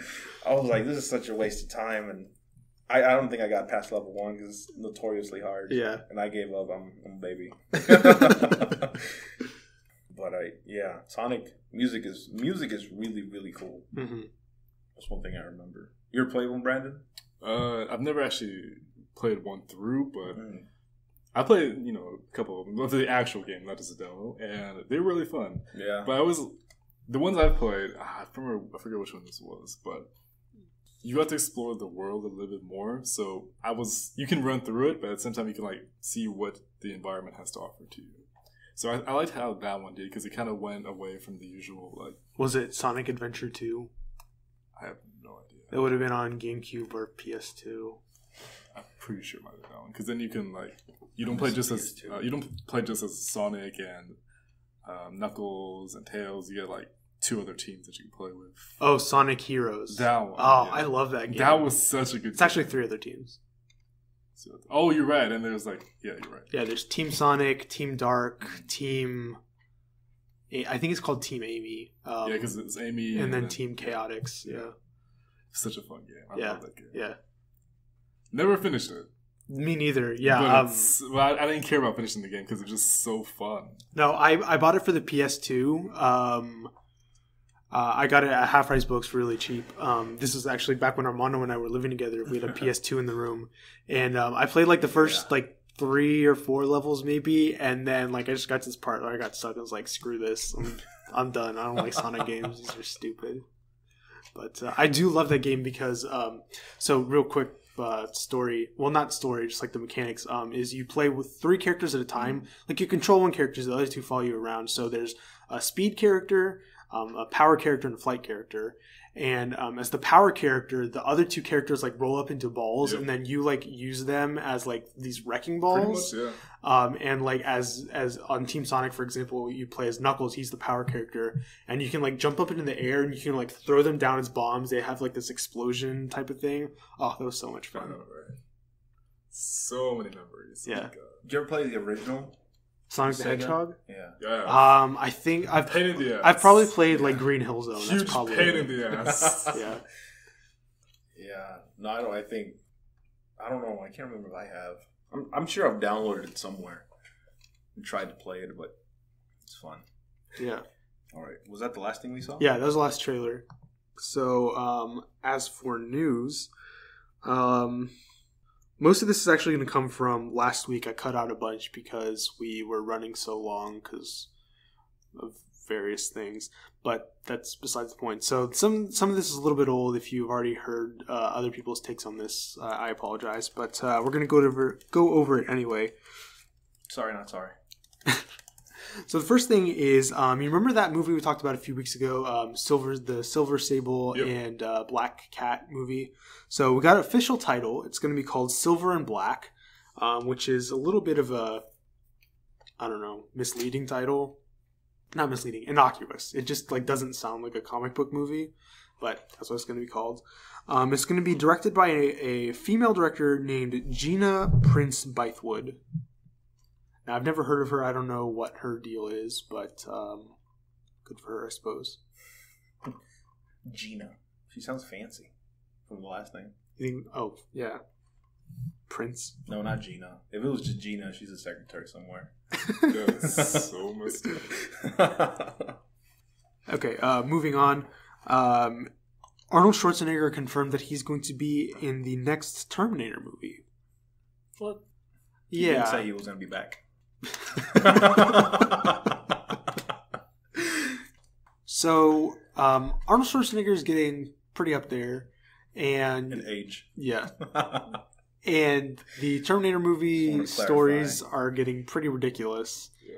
I don't know how much longer they can keep dragging the T-800 into the story and make it make sense. I feel like he's probably like really tired. Like, I know it's like a different one each time, but I feel like they're all like, oh my God, I'm so tired. Like, don't make me go back into the past again, please. But they're robots. And CGI can only get so good, before he stops aging. Yeah. Yeah, he's going to get too old at some point. They're like, yeah. Unless that's just his outer shell. He's going to like... Maybe he really is a Terminator. He's like a reptilian. He's going to... No, not... like a reptile. Well, because... Did you guys ever see Terminator Genesis? Yeah, I liked it. I thought it was cool. Is that a joke? No, I liked it. I was like... It was like Days of Future Past for Terminator. Okay, I won't disparage your opinion. He's not wrong about that. Yeah. And I could have a lot of reasons to not like Days of Future Past, but I just took it for what it is, and I liked it. It was like, whatever. It's good. Plus, your Queen of Thrones lady is there. Emilia Clarke. Yeah. So anyway, in that movie, they say that... what's her name? The character's name? Sarah Connor. Sarah Connor. So Skynet sends the T-800 back in time to terminate her like they do in the original movie. And either in that one or in the events of T2, she somehow like subdues the Terminator and like reprograms it to be on her side instead of for Skynet. But they don't acknowledge the fact that the Terminator looks way older than it does in the original 2 movies. They do. They do? I don't remember that. Yeah, it's human skin, basically. That's right. Correction averted. Thanks. See, that's what I'm saying. Like in real life, I bet you that's happening. It's a Sarah Connor. I don't know. I just like saying that. That's the only Schwarzenegger thing I can say. It's California. That's it. That's the other one. So anyway, I guess that's good for him. You know, he's going to get a nice paycheck out of it. So he was a millionaire before he was famous. That's true. I feel like he's just bored now that he's no longer. Yeah, he does what he wants. Yeah, he bought the tank that he had in the he has a tank. It doesn't surprise me. He has a tank. It was a tank he drove when he was in the military. He was in the military. He was in the military. Yeah, I actually in Austria. He had a life before he was famous. Well, man. no. I knew that. I'm not saying you, but I'm just saying like I'm amazed at how much of a life he had before and how successful he already was. Like, I want to say it was Jimmy Fallon or like he was some talk show where he talked about like I bought the tank that I had. If I had money and I had a place to put it, I would totally buy a tank. Yeah. Probably like he's just like going down the street in his tank. Okay, so next thing here is that it was announced that we're going to be getting a Netflix series of The Witcher, but based off of the books, not the video games. Now that was surprising to me. So The Witcher is a series of fantasy novels written by some guy in like Norway, Sweden, some one of those Nordic countries. I always get them confused. Which were then adapted into very successful video games. But this series is going to be based off of the books for some reason. Now I haven't played the games or the books. I don't really know the differences between the two, but for whatever reason they went with the books. So that's cool, I guess. All I know about The Witcher is that the main character is named Geralt, and he is an assassin / bounty hunter of mythical creatures and like witches and trolls, and I don't really know. That's all I got. But just like with Castlevania, I don't know if this is going to be animated or live action. I could honestly see it going either way. The fact that it's based off the books makes it more ambiguous. Like if it was the video game, I would be more inclined to think animated, but live action could make sense. It could look really cool live action. So The Witcher is one of those. Just the video game. I hear so much hype about it, even after, I guess, being out for a couple years now. Mm-hmm. It's one of those games where I'm scared to even start playing it. Yeah, and that's the same reason I didn't play World of Warcraft. Because if I like it, it's just my life would be memes and that video game, and nothing productive, and Netflix, and nothing productive. Man, but I want to give it a chance one of these days. Yeah. I think I might own the first 2 on Steam. Witchers? Yeah. Because they go on sale a lot. Like, I think the first one goes for $1.50 now. Oh shoot! Yeah, the this always makes me mad. The Game of the Year version of Injustice, with the all 6 DLC characters, goes on sale for $5 on Steam regularly. I paid full price for the game and bought 4 of the DLC characters at $5 a piece. I'm really sorry. Stupid. I'm really sorry. I'm waiting for a couple games to just get their own. I'm waiting a couple years, I think. Because I don't want to pay $50-$60 for these games. What's that new one that came out for the PS4? That's really... It's, supposed to be really pretty looking. Final Fantasy 15. No. It's the one where it's post-apocalyptic and it's robot animals and you're hunting them. Oh, Horizon Zero Dawn. Horizon Zero, yeah. I'm waiting for that one to go down. I want to get it. But...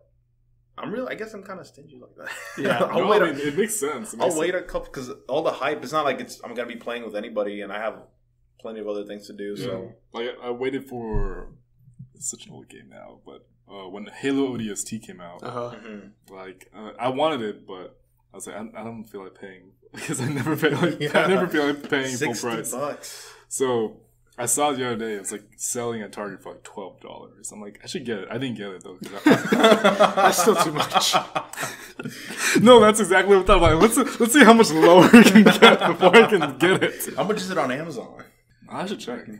What was it? The only game I've paid full for recently was Doom. Remember when I was playing Doom with the PS4? I paid $60 for it, or 50, whatever. It was like $60, I think, is when it just came out, and I beat it in like 2 or 3 days, and that's all I did those 3 days. It was longer than I thought, but it was really cool. It's just action packed and boom, boom, boom, fire, fire, gun, gun, gun, super mega gun, kill the dudes, and then I finished. As soon as I finished, I put it up on Craigslist and this other thing and got my like $40 worth. So I ended up paying like $20 for the game. I knew I wasn't going to pick it up again. Yeah. So that's a little plan I have too. But I feel like Horizon Zero Dawn is one of those. Okay, next news item is that Angela Bassett is going to be playing the CIA director in the next Mission Impossible movie.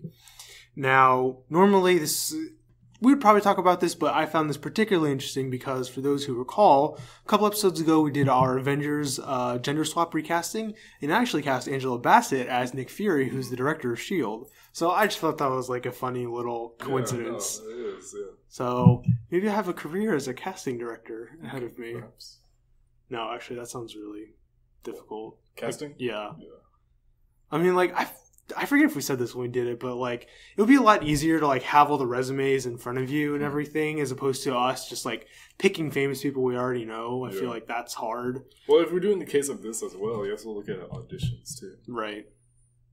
Which, I mean, I don't know how much auditions go for nowadays, but Days and days and hours of audition. yeah. But anyway, that's all I have to really say about that. I like Angela Bassett. I think she's a good actress.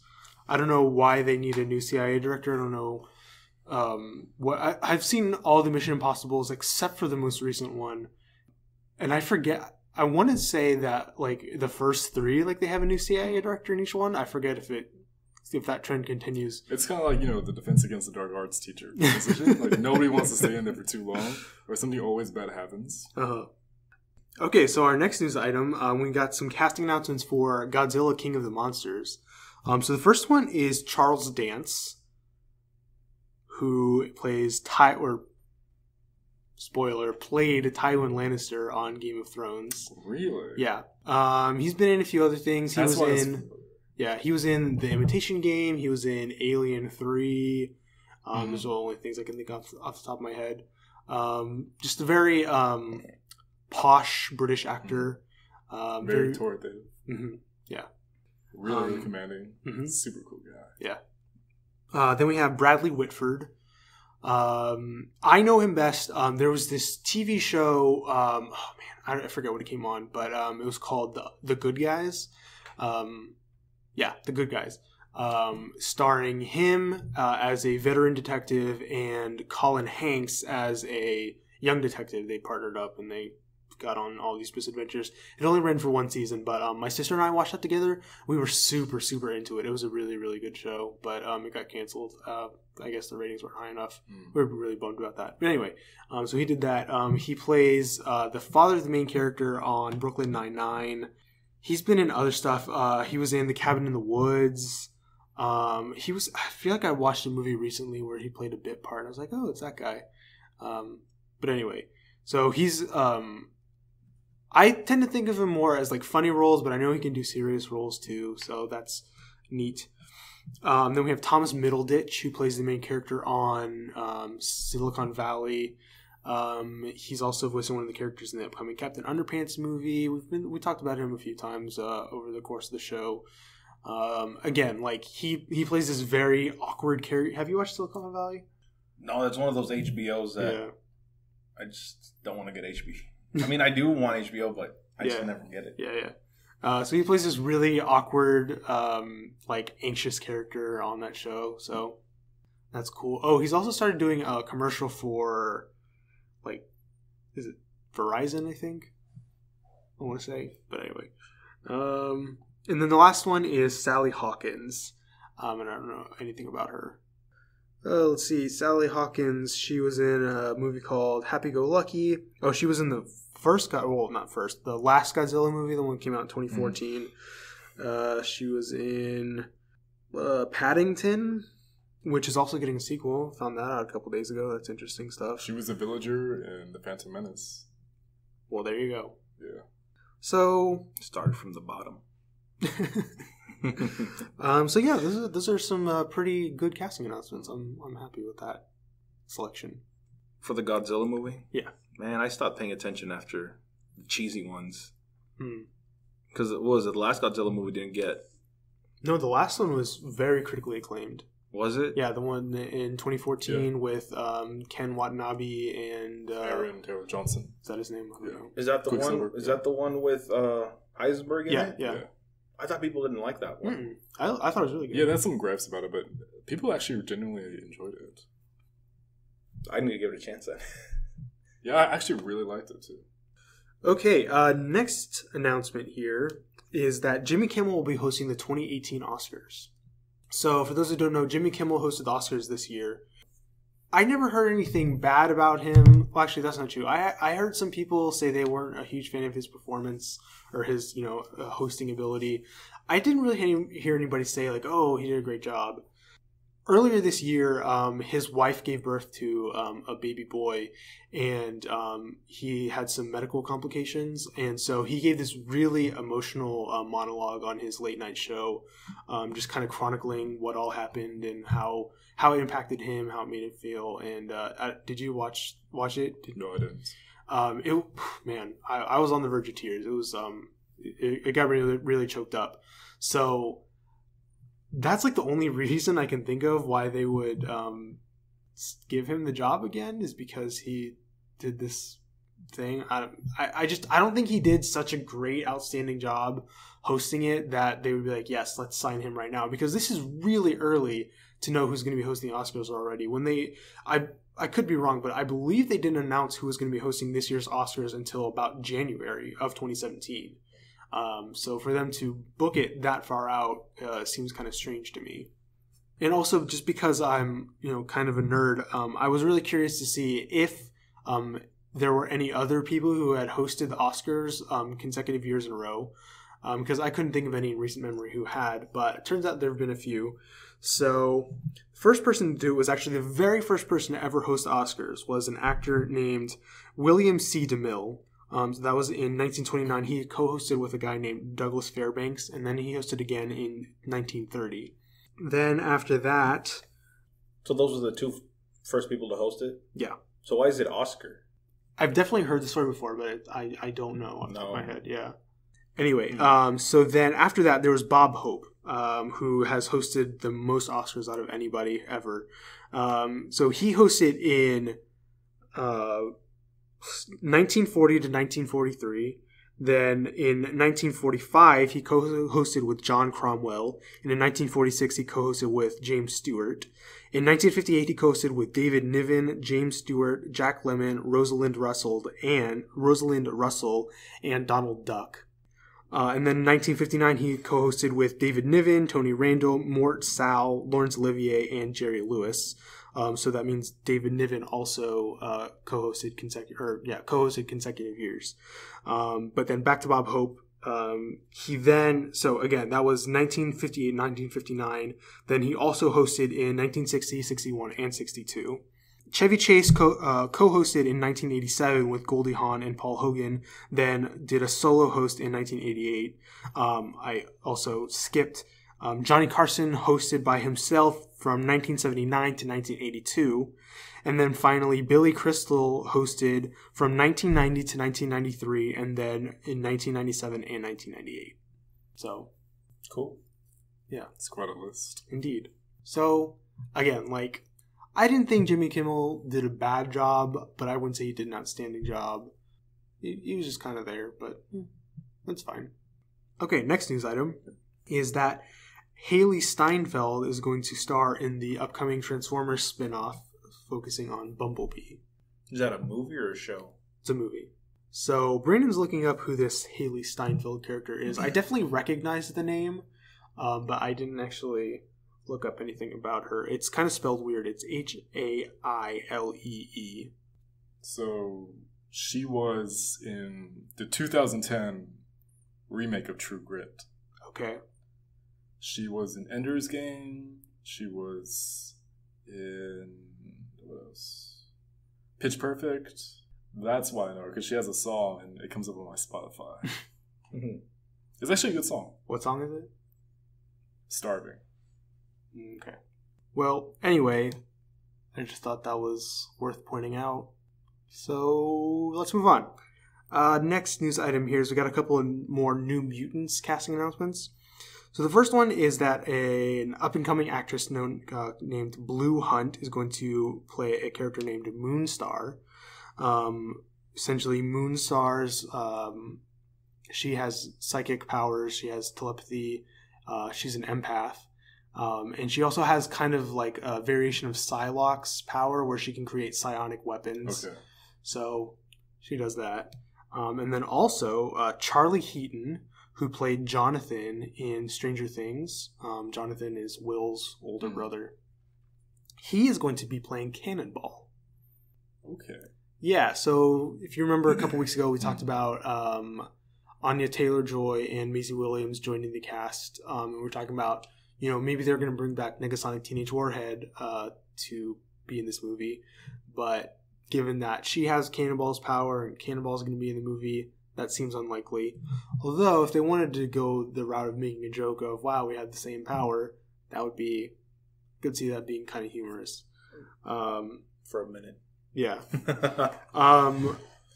We also got some more well, at least one more detail, that this movie is going to be a horror movie.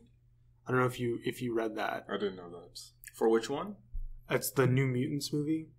It's going to be a horror movie? Mm-hmm. Yeah, so they didn't really give too many details, but he said it's going to be a horror movie. Something about like being locked in a mansion and they're trying to like get used to their powers or something along those lines. And he also said there are going to be no supervillains. Interesting. Yeah, very interesting. My gut reaction was like, that's a dumb idea. But then I was like, that could make it like stand out from, the dearth of comic book movies that we have. So it's just a team trying to get itself together. Yeah. Battling individual and group issues and basically everything we learn about in leadership training. Whenever we go. There you go. It's a seminars. Yeah. It says here that Rosario Dawson is rumored to be. Yeah, I did read that. I wasn't going to bring it up because it's not official yet. But yeah, I thought that was interesting because she's going to be playing like a doctor or a medic for the team, which is weird because she's a nurse in the Netflix. And it's all Marvel, right? Yeah. Maybe she moves up in the world, and this is the future. That's why I brought it up because she's in Marvel already. Yeah. But again, this is a different universe than the MCU. For now. One day we can hope that they'll somehow marry all of the franchises together. Reality show. That would be the way to do it. I mean, honestly, but... What'd you say? Reality gem? Like the one that Thanos has? I mean, yeah. Can you make the sound effect into the microphone? I don't know. I don't know. We'll see. Then it was announced that Patty Jenkins is going to be returning to direct the sequel to Wonder Woman. This isn't a surprise. Everybody's been saying how much they love Wonder Woman, and I think Patty Jenkins has had a big role in the feminist identity of the movie and promoting it. So her returning, makes a lot of sense. So, I'm okay with it, having not seen the movie. So, do you have any thoughts on this? You're the only one who's actually seen the movie. I think it's good because after watching the movie, I can definitely enjoy where she took the movie, and I saw an article about she wants to see where she can take Wonder Woman into the future because this first movie is very much, I mean, it's not a spoiler, it's about the past. So it's kind of about the origins of Wonder Woman and how she first is introduced into the world of men and how she becomes affected by that. So she kind of wants to explore from there, either whether she wants to take Wonder Woman into a period of time before she meets Batman and Superman, or she wants to take it like during a parallel time where like the Justice League's already established and she's doing her own thing. We'll see. But I'm glad that she wants to come back to do another one. Yeah. Because I honestly think she did a fantastic job, which I'll save for my hot take. Okay. All right. Final news item for this week is that it was announced there's going to be a new TV show based off of the acclaimed graphic novel, somewhat mixed reception movie of Sin City. Now, I never read the graphic novel. I saw the movie like a long time ago, but I remember enjoying it a lot. In recent years, as I've been more attuned to social media and other people's more critical takes on movies than my casual fan going experience, I've heard people say they don't really like the movie as much. I haven't seen it again to really make that judgment for myself, but I'm okay with this. I don't need another Sin City TV show in my life, but I guess I can deal with it.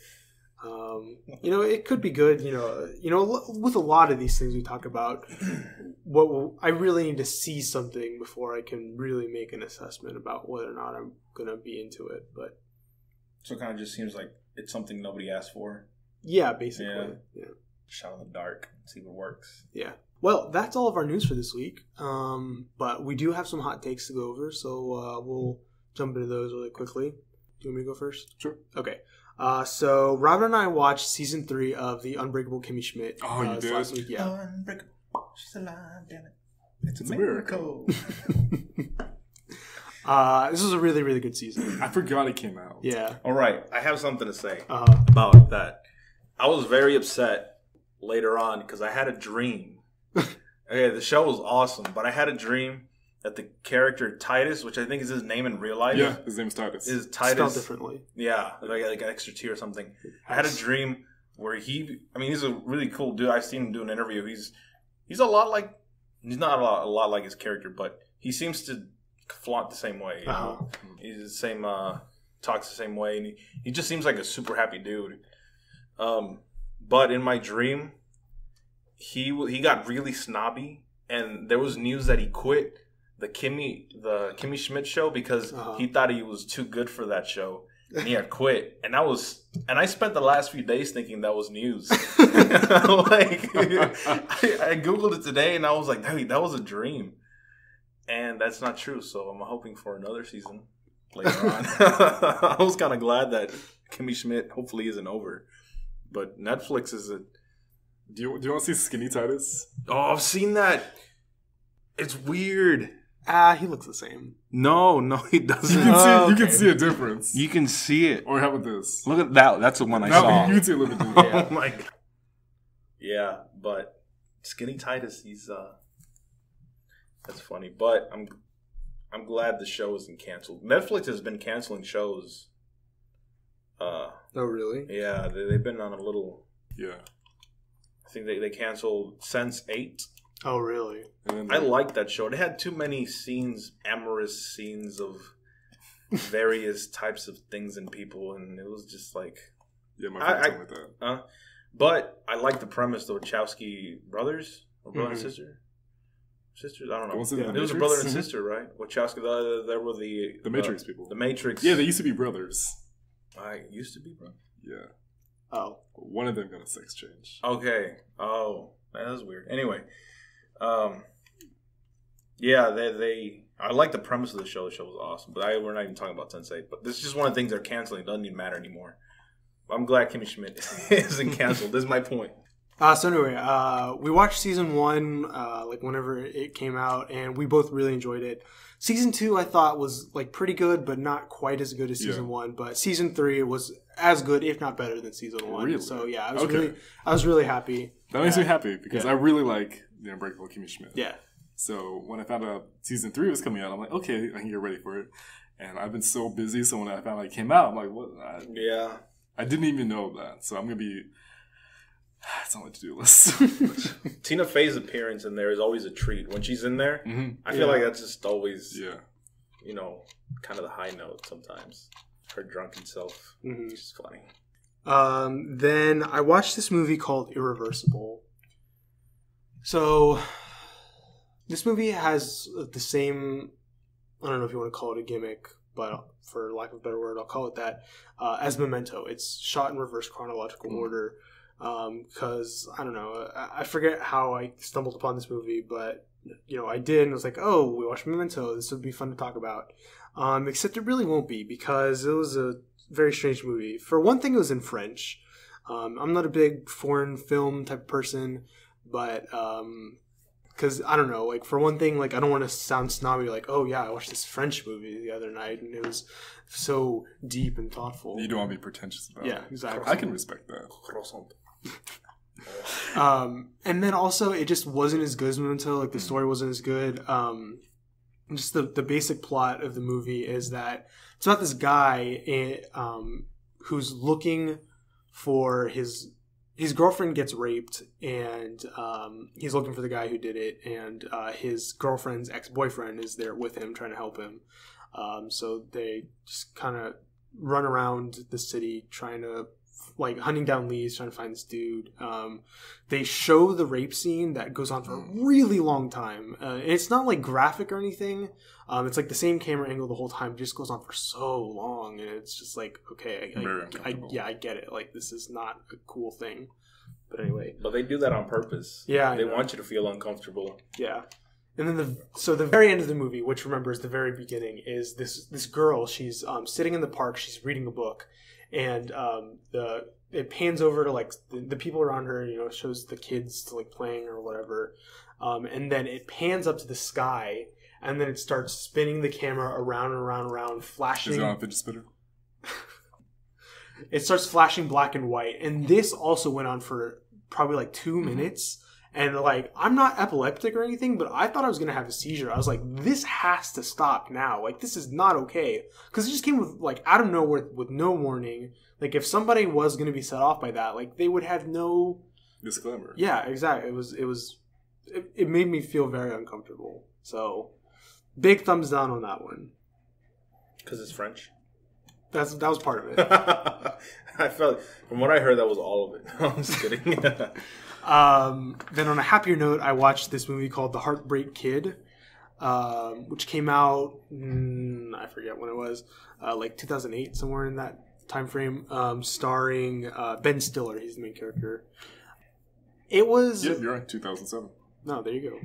Boom. It was not, like, hilariously funny, but it was funny enough. Like, there's a constant stream of jokes where I was like, I was, chuckling and whatever.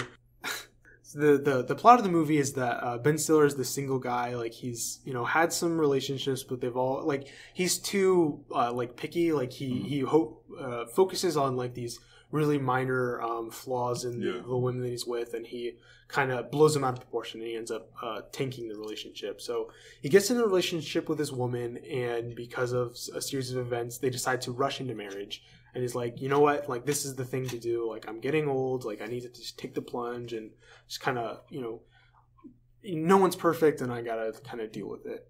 But then, like, after they get married, like, he starts, because, they hadn't known each other that long, like, he starts to notice all these things that bother him, and they're obviously, like, very exaggerated for comedic purposes, but they're really funny. And there are these 2 sex scenes between him and his wife that are just so outrageous and over the top and, like, funny, but also, like, I shouldn't be laughing at this, but I can't help that I'm laughing at this, and it was just really bizarre. But yeah, it made me laugh.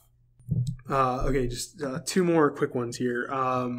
Last night I was eating dinner, and I was trying to find something on YouTube to watch. So I put on a recent tournament of Ultimate Marvel versus Capcom 3. That's what it is. I said this before, and I'll say it again. Like, this is probably my favorite fighting game of all time to watch other people play. And it made me...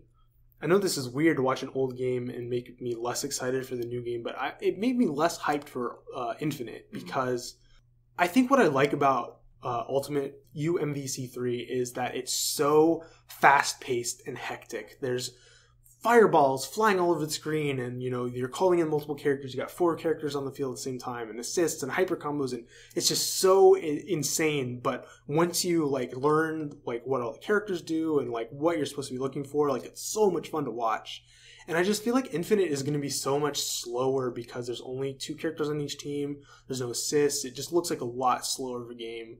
So I'm just like, oh man, I'm just going to miss the hectic nature of the first game, or the last game. I understand that. No, you actually make a lot of sense, especially when you find something you like that much.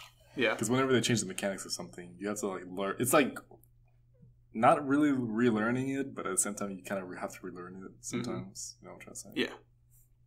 I hadn't played that game before. The only thing about that game is, what I don't like is when they're taking really good 2D games, and that this one is more of a 3D. Infinite? No. The Marvel. What'd you say? Marvel versus Capcom? Yeah. 3. That game's old. There's another game coming out. Ultimate? No. No, but the one you're talking about is they're 3D characters, right? I mean, they're 3D models, I guess, but it's 2D. It's not a 360. No, yeah, but 3D models, and but just it's like Zelda A Link to the Past is the old SNES version. Yeah. They have the Link Between Worlds on the 3DS, and it's the same thing. It's like a 2D platform, but it's 3D little characters. I just miss the 2D. Yeah, the 2D graphics, I guess. Yeah, I don't know. I really like the art style in MVC3, but I also really like the art style in MVC2. So I'm kind of easy to please, I guess. Okay, my last hot take is also last night I was trying to find something to watch, and I watched the recent episode of CinemaSins, or video from CinemaSins, of everything wrong with Justice League Flashpoint Paradox. Now, I know not to take CinemaSins too seriously. They they just say outrageous things just for the sake of trying to cause a reaction a lot of the time. The early ones used to be very focused on finding the flaws. Right now they change it up to it's a little bit more. It's just kind of stupid. Just for the sake of stupidity. They know what they are now, and it's they know the more outrageous things they say, people will comment and like it and watch it. Having said that, this video pissed me off. I can understand that because I just love that movie so much. And they were just saying stupid things about, and a lot of it was from a standpoint of ignorance about the DC universe, which, I mean, because I listen to their podcast, I know they know a decent amount about the DC universe, so I'm sure some of it is hey, you should tell the viewers who this character is or what their powers are. I get that, but you also have to understand that the people who are going to watch this movie are not your mainstream audience, right? Because you go out of your way to find exactly. So you take it with a grain of salt. I don't know. It just really made me mad. That's all I wanted to say. You know who they wouldn't make fun of? Basically, Logan. I think that they did Logan. They made Logan. I haven't watched it yet. But they could not. They're this movie is so good. We're gonna try. Yeah, they brought in. I don't know if it was actually who plays Deadpool. What's his name? Ryan Reynolds. Ryan Reynolds. It was either him in the episode, voicing it, part of it, or it was somebody that sounded just like him. Dang, that's funny. And they were like, "Yeah, I can't make fun of this movie. We're gonna bring Deadpool in to do that." And so they bring in Ryan Reynolds to do it, and he's like, "You can't make fun of this movie. This movie is so good. It is so awesome." But yeah, they like Logan. You should watch it. I will. At some point, you will. Eventually. All right, Brandon, hit us with what you got. So, I started watching BuzzFeed Unsolved. Okay, I don't know what that is. So, it's one of the projects, one of the many projects that BuzzFeed does, but in this certain project is about, they changed it up because originally it was 2 guys, their names are Ryan and Brent, and they basically go through these unsolved mysteries of the world, whether it be true crime or supernatural or whatever. So is it a little bit more serious? Or? No, actually it isn't. So they talk about certain things, and they're both very open and joking about it. So Ryan, he's much more of the paranoid supernatural type. He believes the conspiracies and everything. And he obviously he knows about you can't take everything at face value, but he always there's a little bit of mystery. You can't take everything as it seems. And Brett, he is very much the skeptic. He will try to do anything to destroy the argument. And he gets replaced later on by this guy named Shane. And he still follows that same mindset, though. Mm-hmm. So it was really funny. And, you know, Ryan does a good job setting up the story about whatever the case they're talking about is. And it's always funny how, like, they try to poke holes in it, and then Ryan's like, yeah, this is kind of weird. Can you like, give me an example of something? So one of them they did, let's say, for example, the supernatural ones they covered, they did it about the Men in Black. Okay. And they talk about how the recorded instances have proven, not quote, proven the existence of Men in Black and the agency. Another one they did, which is about true crime, they did one about the Zodiac Killer. Mm. And whenever they would say things about this, I always kind of went on my own to kind of double check what they said. And they get a lot of their facts straight. And when I find out that these are actually real cases that people have recorded or talked about, or that it's happened, I got a little bit on edge. And it takes a lot for me to get even a little bit kind of creeped out. Men in Black, don't YouTube that, man. It's like you will go down that internet. They don't want you to the know. Whole internet. Oh my gosh, I totally forgot about that. Yeah. And I don't know, like, just the way they set up this whole video series is just super entertaining because they're just so funny about it, but it's also really interesting. But I ended up watching, the first time I started watching it, I watched about 8 in a row. Mm-hmm. It was all about the true crime ones. But the reason it's called Unsolved is because these things never get solved. There's no definitive answer.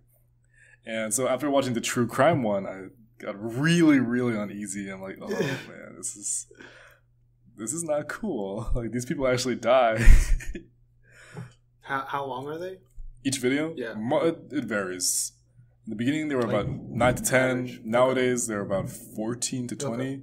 One of the videos is about 40 minutes. Damn. I haven't seen that one yet. It's about 3 cases about supernatural and demon possession. Oh. Which and thunder so in the back. I know. Yeah. And this is funny because after I watched those 8 videos, it was right before my 6-hour desk shift in the middle of the night at the front desk of the building I work at. And I was still on edge, and I had nothing to protect myself except for a pair of safety scissors. So I was... Whose safety? So I was watching the videos at the desk still, and then when the sensor door went off, and somebody opened the door, I pulled out the scissors. I was like looking up, and they're like, "Are you okay?" I'm like, "No, I'm not okay." Dang, they're really good. What's it called again? Buzzfeed Unsolved. So if you guys ever have any time to spare, just like kind of mindlessly watch something, I definitely recommend it. And that's a YouTube channel? Yeah. So if you just type in Buzzfeed Unsolved, they'll tell you about different videos they have. I think I have about at least 22 videos at this point. They're all really interesting and very creative. I like them. Okay, cool. So they do everything from like the Illuminati to the murder of Biggie and Tupac to, like I said, the Zodiac Killer to about, this one was really, it messed me up. So they did one on the exorcism of, I believe her name is Annalise. Okay. And her case is, that particular instance is what inspired the movie, The Exorcism of Emily Rose. Okay. So it just made it a little bit more real. And unsettling. So I've been wasting a lot of my time on that. And then the next thing I want to talk about is Wonder Woman. So I already kind of gave how I felt about Wonder Woman in the beginning and kind of in the middle too. But I just really want to talk about it because I was very, very impressed with Wonder Woman. I know Alex said it.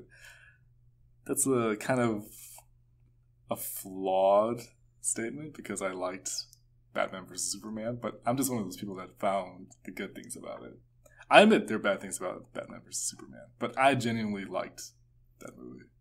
Wonder Woman, easily I can say is the best one of the movies, but there's only 2 movies that they've made, really. Well, no, because Man of Steel is in there, Suicide Squad is in there. Oh, yeah, Suicide Squad. Okay, the 3 movies. Well, 4. Man of Steel, Batman vs. Superman, Wonder Woman, Suicide Squad. I'm not counting the Wonder Woman. It's like, of the 3 movies that come out, Wonder Woman tops all of those very easily. Because, I don't know, you can get a different range of emotions from watching Wonder Woman the story goes in a very good pace and very, very good areas of what it wants to cover. Especially once Diana comes into the world of men and she sees everything that's going on in World War One. And the action is really good too. There are moments where I was like so hyped. Because this was basically the opening day, the theater was crowded. Not crowded. It was full.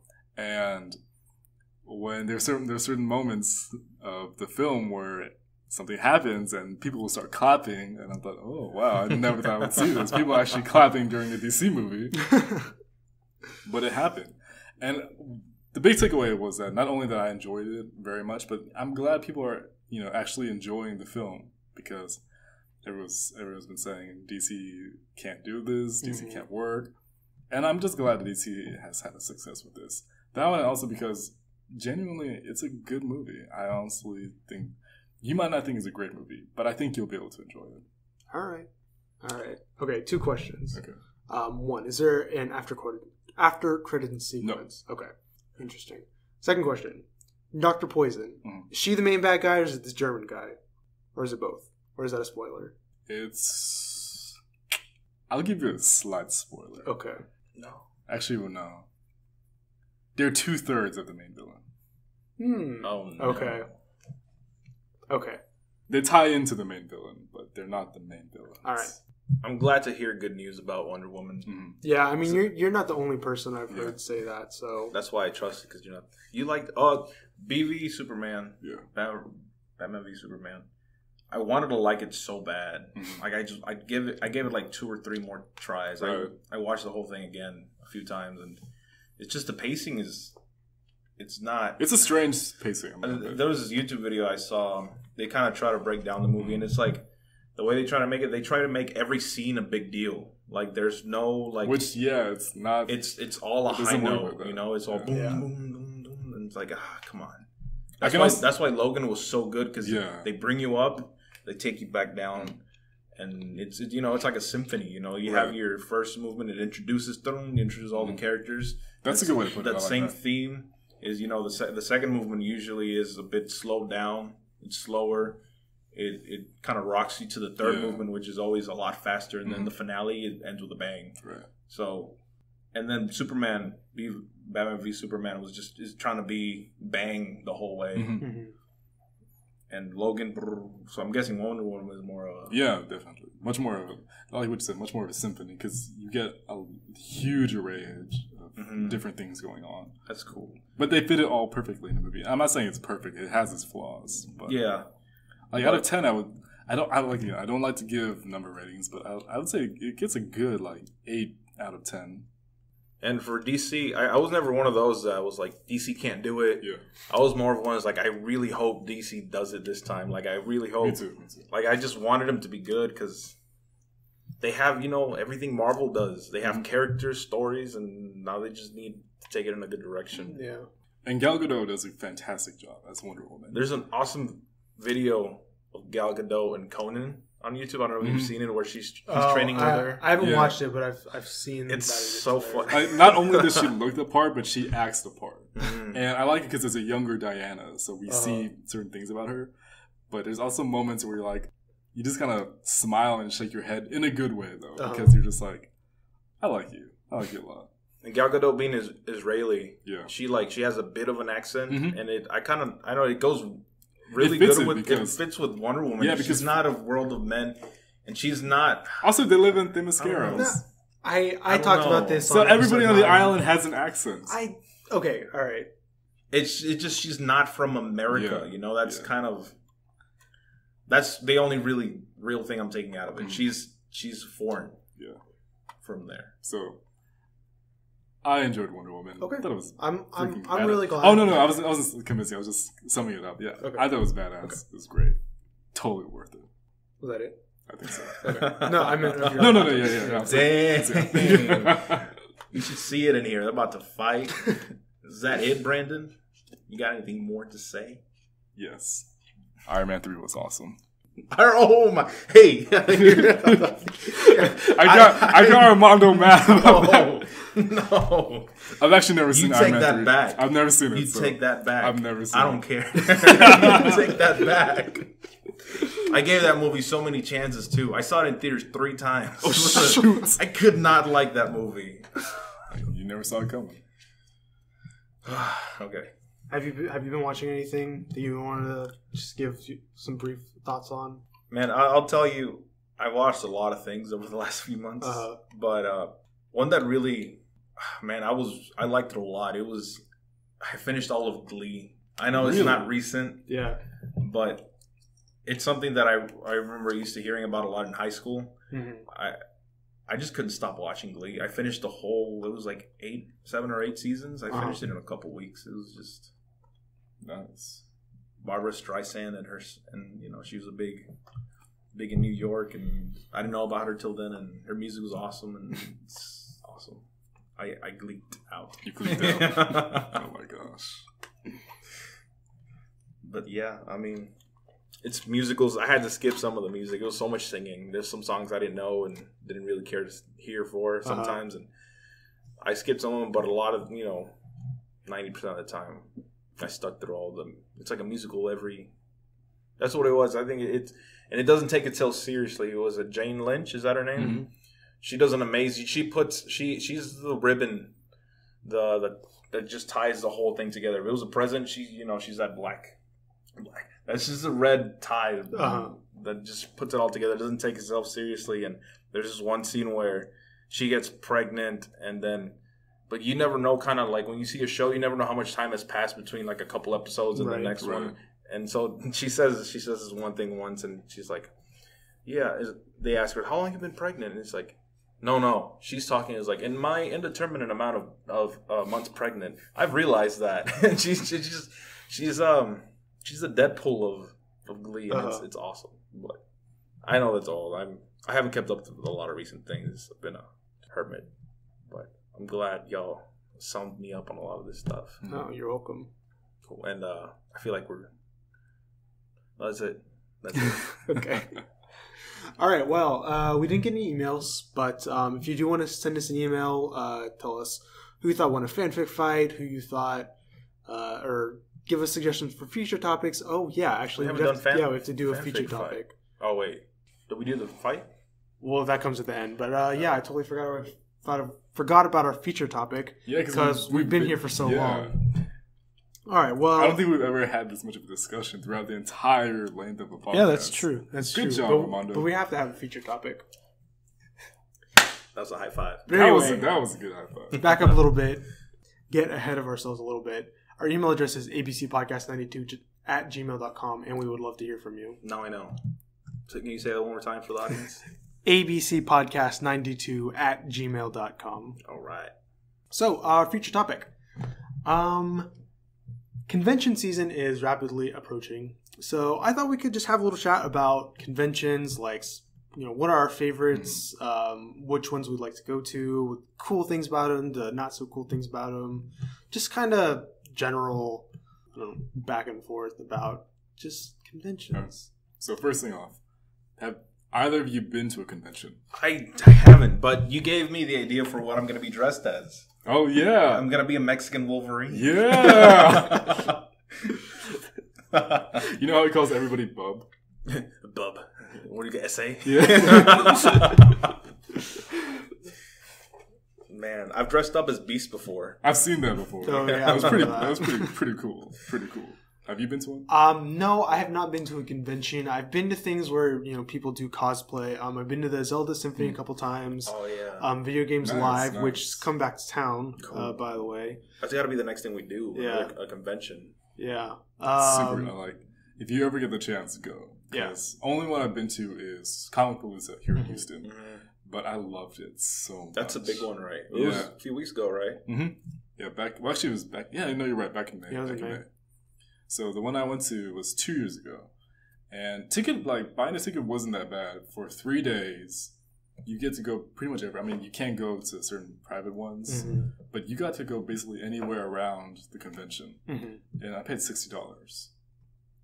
So I was definitely well worth the money. I actually looked into getting us press passes for that this year, but I don't know, their website still had the application for like last year's events because I mean like it's not like a really big Comic-Con as opposed to, you know, some of the other more nationally well known. So I don't know how their staff handles all of it, but it's getting up there. Like it's gotten a lot more recognition. Yeah. When I went, I think that's when it started to get even more popular. Because when I went, Stan Lee was there, Chloe Bennett was there. Who else? She's from Agents of S.H.I.E.L.D. Yeah. I remember her now. Yeah. Who else was there? Guy who plays Lucius Malfoy was there. Oh, Jason Isaacs? Jason Isaacs was there. A bunch of pro wrestlers were there. Man, I wish I knew her name. What's her name? The one from Arrow. The Black Canary. The first one. Sarah. No, that's her name in the show. I forget. But she was there. Rosario Dawson was there. The year I went. So this past one, oh man, so many other people came. I can't even remember which year they came, but I know Lenny James, who plays Morgan from The Walking Dead, was there. Norman Reedus was there. Just like they're getting even more people nowadays. I know Chuck Norris was here this past one. Yeah, it's just really, really cool to see how it's kind of grown from there. Yeah. And seeing everybody in cosplay is always a cool treat. Because some of them are really, really good. Cosplay is so...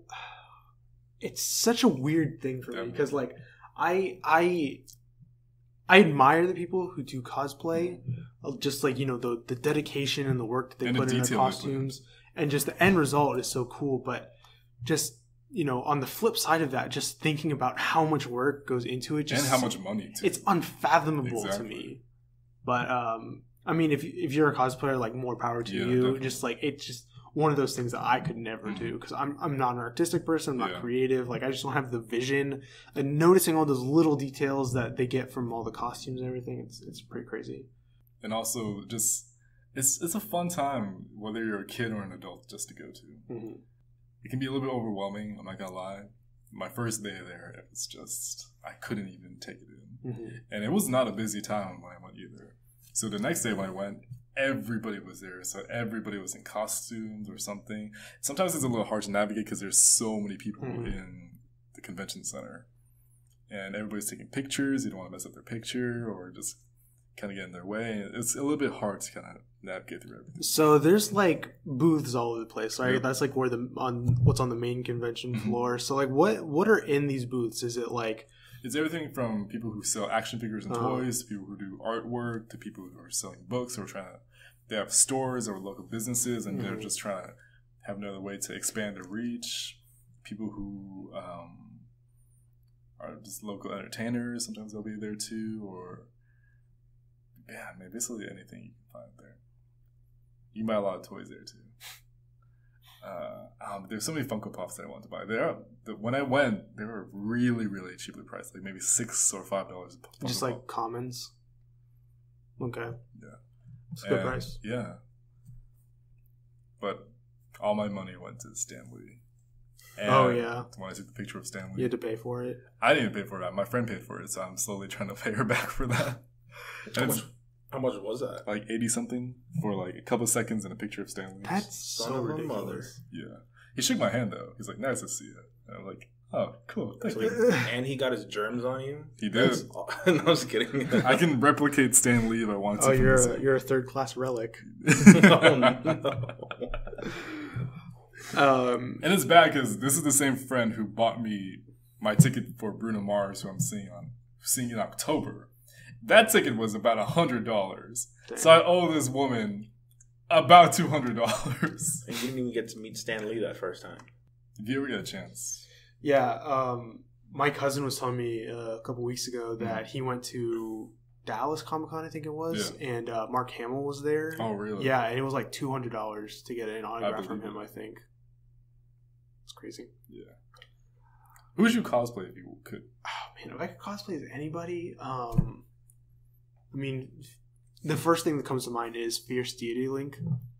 For those who don't know, the game Majora's Mask, if you collect all of the masks in the game, which is easier said than done, at the end of the game you get rewarded by getting this one final mask, which is the super overpowered mask that basically allows you to wreck the boss, and it's like your reward for putting in all the work to collect all the masks. Only Link. Yeah, and he looks rad. Nice. So that's my first thought. I can't really think of anything better than that off the top of my head. What about you? Me? Probably something where I didn't have to show my face because I just don't look like a lot of comic book characters. Yeah. Or any characters, really. You could pull off a good Glen. Glenn. Yeah, Racist. without the glasses. Nah, I don't feel like I could. Mostly because he can rock the facial hair. I can't rock the facial hair. So, Stormtrooper, Clone Trooper, anything with a helmet. It's pretty easy to Master go. Chief. Maybe. I'm not that tall. Hulkbuster. That would be pretty cool, though. Have just my own Hulkbuster armor just going around the convention. Just get in the way. I'm just kidding. I really love those Transformer cosplays where they like transform and then turn into a car and then drive off. Oh my gosh. So, man. I will say this. Sometimes some of those costumes are a little bit too revealing or a little bit too tight. And we're seeing these two Spider-Men. Yeah. Like, I did not know you were talking about men. no, they're just say, I can't even make that euphemism because it's too gross. I'm just leave it at that. What about you, Armando? Did you ever think about cosplaying other than Mexican Wolverine? Mexican Wolverine? Man, that tops about anything I wanted to do. I don't know, man. Like I said, I don't feel like I don't have that creativity or artistic, gift. It's okay. Well, if somebody were to make it for you. Yeah. Ooh, I found that one. I would love to go as Bender. That would be awesome. Man, it'd have to be. Is there a brown character that doesn't suck in Dragon Ball Z? Oob. It goes Oob. It goes Mr. Popo. Mr. Popo. Before or after they turned him blue? Oh my goodness. I don't know. I'll go definitely have a Saiyan costume, like just Vegeta, I guess, or some kind of Saiyan. Yeah. Oh, Bardock. Bardock was a brown Goku. That's what he was. True. That's cool. That would work for me. Yeah. But I think the hair is a bit tricky. Or you go as a Chi-Chi's dad. Yeah, he's big. Yeah. He's a big dude. You got a beard too. He's got glasses. Okay, I got another question for you. If you could go to any convention, which one would you want to go to? Probably San Diego Comic-Con. Because I love New York, and I would love to go to New York Comic-Con, but I feel like something about... One, also because I've never been to California, but also just San Diego Comic-Con just has an amazing reputation. So does New York Comic-Con, but San Diego, so much always happens over there. So I would just... Oh my goodness. I was thinking... Not Star Wars Celebration? Oh my god, I would love to go to that too. It's too much. I can't be everywhere at once, and I don't have the money for that. Yeah. Also because I have to buy a plane ticket, I have to travel, I would find somewhere to stay, somewhere to get to the convention. But man, San Diego Comic-Con, that'd be amazing. Yeah, I think it was last year. I got really serious about wanting to go to Comic-Con. Like I started budgeting, trying to look for plane tickets, and the process to get passes is really competitive. You have to be on top of it. It ended up not working out, but one day I'm definitely going to go. But actually, my choice, if I could choose any con to go to, I would actually go to EVO, which is the world's largest fighting game tournament. Because Comic-Con is cool, but it's very, very hectic, and you're waiting in line for whatever you want to do, and I would just go there and I would spend $500 on pops, and I would just come home with a big bag of boxes, and that's it. Just a lot broker. But with EVO, you go and you make friends, and you buy some t-shirts, and you just watch the world's best players at these awesome games duke it out. And I just feel like it would be a lot less stressful. It just sounds really fun to me. I mean, I think it depends on who you go with. Yeah. If you go to any of these conventions, because if you go by yourself, that's fine. Mm-hmm. But I think if you go with a group of friends or people you're close to, it makes it all the more difference. Whether it be EVO or Comic-Con or E3 or anything. Yeah. Because that's who you're going to spend with, the time with, I think matters, because if you're there with people with the same interests, you're going to get a lot more out of it because you get to share those interests with other people. And if you get to see a really cool game or a really cool celebrity or just anything that piques your interest, I think that's what that's the big takeaway from that, because you got to spend the time with the people. Mm-hmm. Oh, another thing about Evo I forgot is that it's in Vegas. And I've never been to Vegas, so I could hit up the strip, go to some casinos, maybe win some money, possibly. Probably not, but maybe. Buy some more pops. Yeah, exactly. Nice. What about you, Armando? I don't know of any.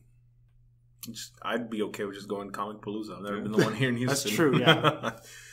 The one in Houston's pretty badass.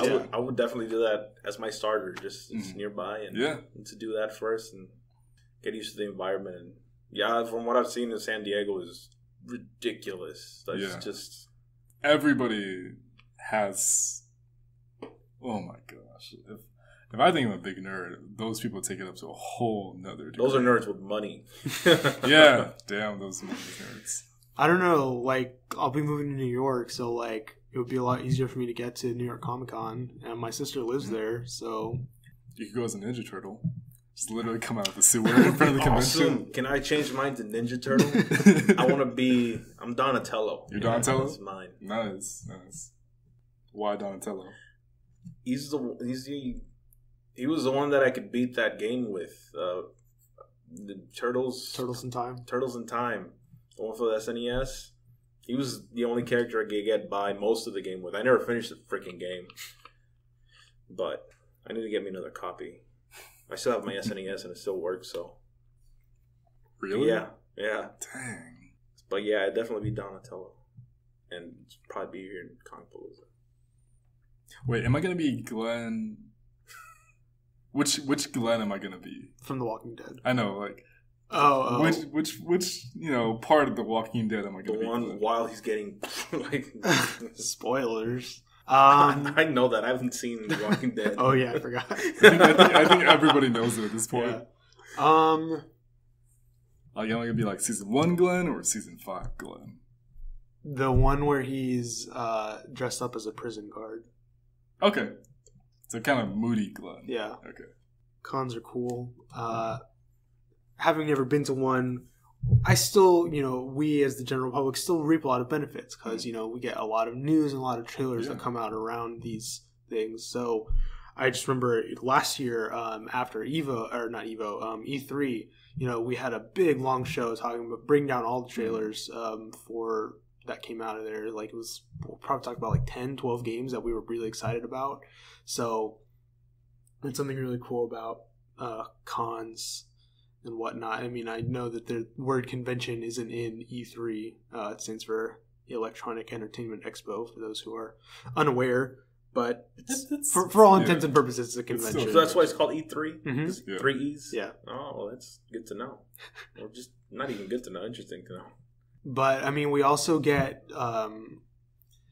Not just the trailers and everything, but we also get panels, which is, those are always fun. It's kind of one of the things you have to be there to really get the most out of. Like, I don't think I've ever, seen, like Arrow has a panel every year. I've never, taken the time out to watch what they have to say about it because I guess I'm not really that interested. But, I feel like every once in a while there's some good nuggets of information that come out of those panels. So those are cool too. And then, as Brandon said before, you have the guest appearances. That's probably the biggest draw for conventions is come to the convention and you can meet X, Y, and Z celebrity. So conventions are, I don't know, it's like really weird to think that, thousands of people will gather in the same place over this mutual love of whatever. Because there's conventions of everything. We've only been talking about the major ones, but I mean, you can find a convention of pretty much anything. That's true. Like I know in Milwaukee every year there's this convention called Gen Con that's all about board games. Every board game you can probably think of except probably Monopoly. That reminds me, there's also a whole section because they hold Comic Palooza in the George R. Brown Convention Center, and I was just walking around with my friend, and there's a whole section of the convention center dedicated to people playing board games. So they'll play everything from from Dare to Risk to Dungeons and Dragons, and oh man, some of those people, I saw them the next day. I'm like, did you leave this center? But you're right, definitely. Kind of reminds me of, do you remember in Parks and Recreation when Ron, he went to the convention for, I guess, wood making, whatever, because his chair was nominated. He basically the same way that you and I would geek out about maybe seeing, I don't know, Chris Evans or Reggie. It's the same way he was like freaking out about all these carpenters, and the carpenters didn't look like they could give like two craps about being there, but Ron was just absolutely smitten by everybody. Yeah. Our friend Vincent and me, like several years ago, we came up with an idea for a convention. Okay. I won't share it on the podcast because I don't want somebody to steal it and become super rich off of my idea. But I thought it was a great idea, and maybe one day we'll actually get it off the ground. But yeah, I don't know. That my point was just that like you could come up with an idea for anything, and you can, because of the internet, because it's so easy to communicate with people. You could find an audience to draw to this convention. So if you could make your own convention about something. Okay, well, other than the one other than the one that you guys thought of.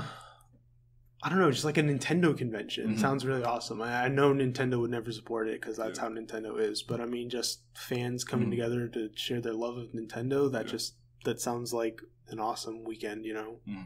For me, I don't know. It'd probably be something about computers. Yeah, maybe it's because I don't know much about them, but like just all sorts of like really cool things you can. I honestly, it's probably something that exists already. It's like the E3 of I don't know, cool things that technology. I don't know. I'm drowning out here, guys. It's been long. You mentioned Reggie. I'm like, that was a long time ago. I know, right? Can you imagine doing this every weekend? I don't know, guys. Conventions. I was straight up just Dragon Ball Z. Just Dragon Ball Z convention. Hey, that's a great idea. Yeah, definitely. Mine? Yeah. Parks and Recreation. Okay. I feel like you could get a lot. That show was so good. I finished that show. Really? I still haven't seen season 7. I've finished whatever's on Netflix. I just can't say goodbye to shows. You remember what I told you about The Office? Yeah. You remember how long it took me to... You've never seen? No, I mean... I finally did watch that. 2 years ago, I blew through the final season. Like, you remember when I told him I finished, you're like, what? That's when you first found out about my, I guess, watching addiction. Like, how fast I can watch stuff. Yeah. When I finally watch it. It takes me a while to get up to there. But when I finally watch it... Yeah, like I said, I didn't really have a structure for this feature topic. I just thought we could talk about conventions. I think we talked about it enough, especially considering that 2 of us have never been to one. But... you definitely need to go. Yeah, one day I'll go to one. And I'm not picky. I think I could enjoy pretty much anything. Yeah, because they cater to a lot of things. Yeah, like even Gen Con, like I'm not super into board games, but I feel like I know enough and enjoy them enough that I could probably go and like be really excited and probably come home with some new board games. Bring your own Cones of Dunshire and play it over there. Well, one thing I need to say though, when you go to a convention, no matter what it be, get ready to do a lot of walking. You do so much walking. Oh my god, it's ridiculous. I thought you were going to say bring hand sanitizer. That too. Sure, if you want to. And if you can, bring snacks or money to go out to eat. Don't buy food at a convention. I mean, it's the same way I feel about this. Don't buy food at a stadium because I refuse. Oh, I always buy food at a stadium. I refuse to pay that much for that. It tastes so good there. Huh? At like a baseball game? Yeah. On a normal night, they're like $5. When do we go? We had cheap hot dogs. Yeah, they have dollar dog nights, like I think once a week almost, or at least a few times a month. But yeah, like even to the movie theaters, I will not. Oh, well, that's different because you can't sneak a hot dog and a beer into a baseball game. You can sneak whatever you want. No, I'm kidding. I've never done it before. Okay, you can sneak whatever you want to a movie theater, but like whenever I go to an Astros game, I always get a souvenir beer cup and a souvenir soda. And usually a hot dog and some fries. Yeah, I mean, that sounds like it costs like $25. Oh my god! At least. I took it back. It's the beer and the soda that cost so much. Let me see. Beer's like $10. Let me pull out my paycheck and see how much of that's of my paycheck. That's almost a quarter of my paycheck. Well, the good news is I usually go to a baseball game with my dad, and he usually pays for it. That's just one of your 10 jobs. That's okay.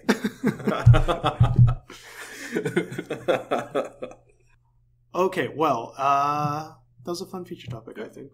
So let's wrap things up with some fanfic fights.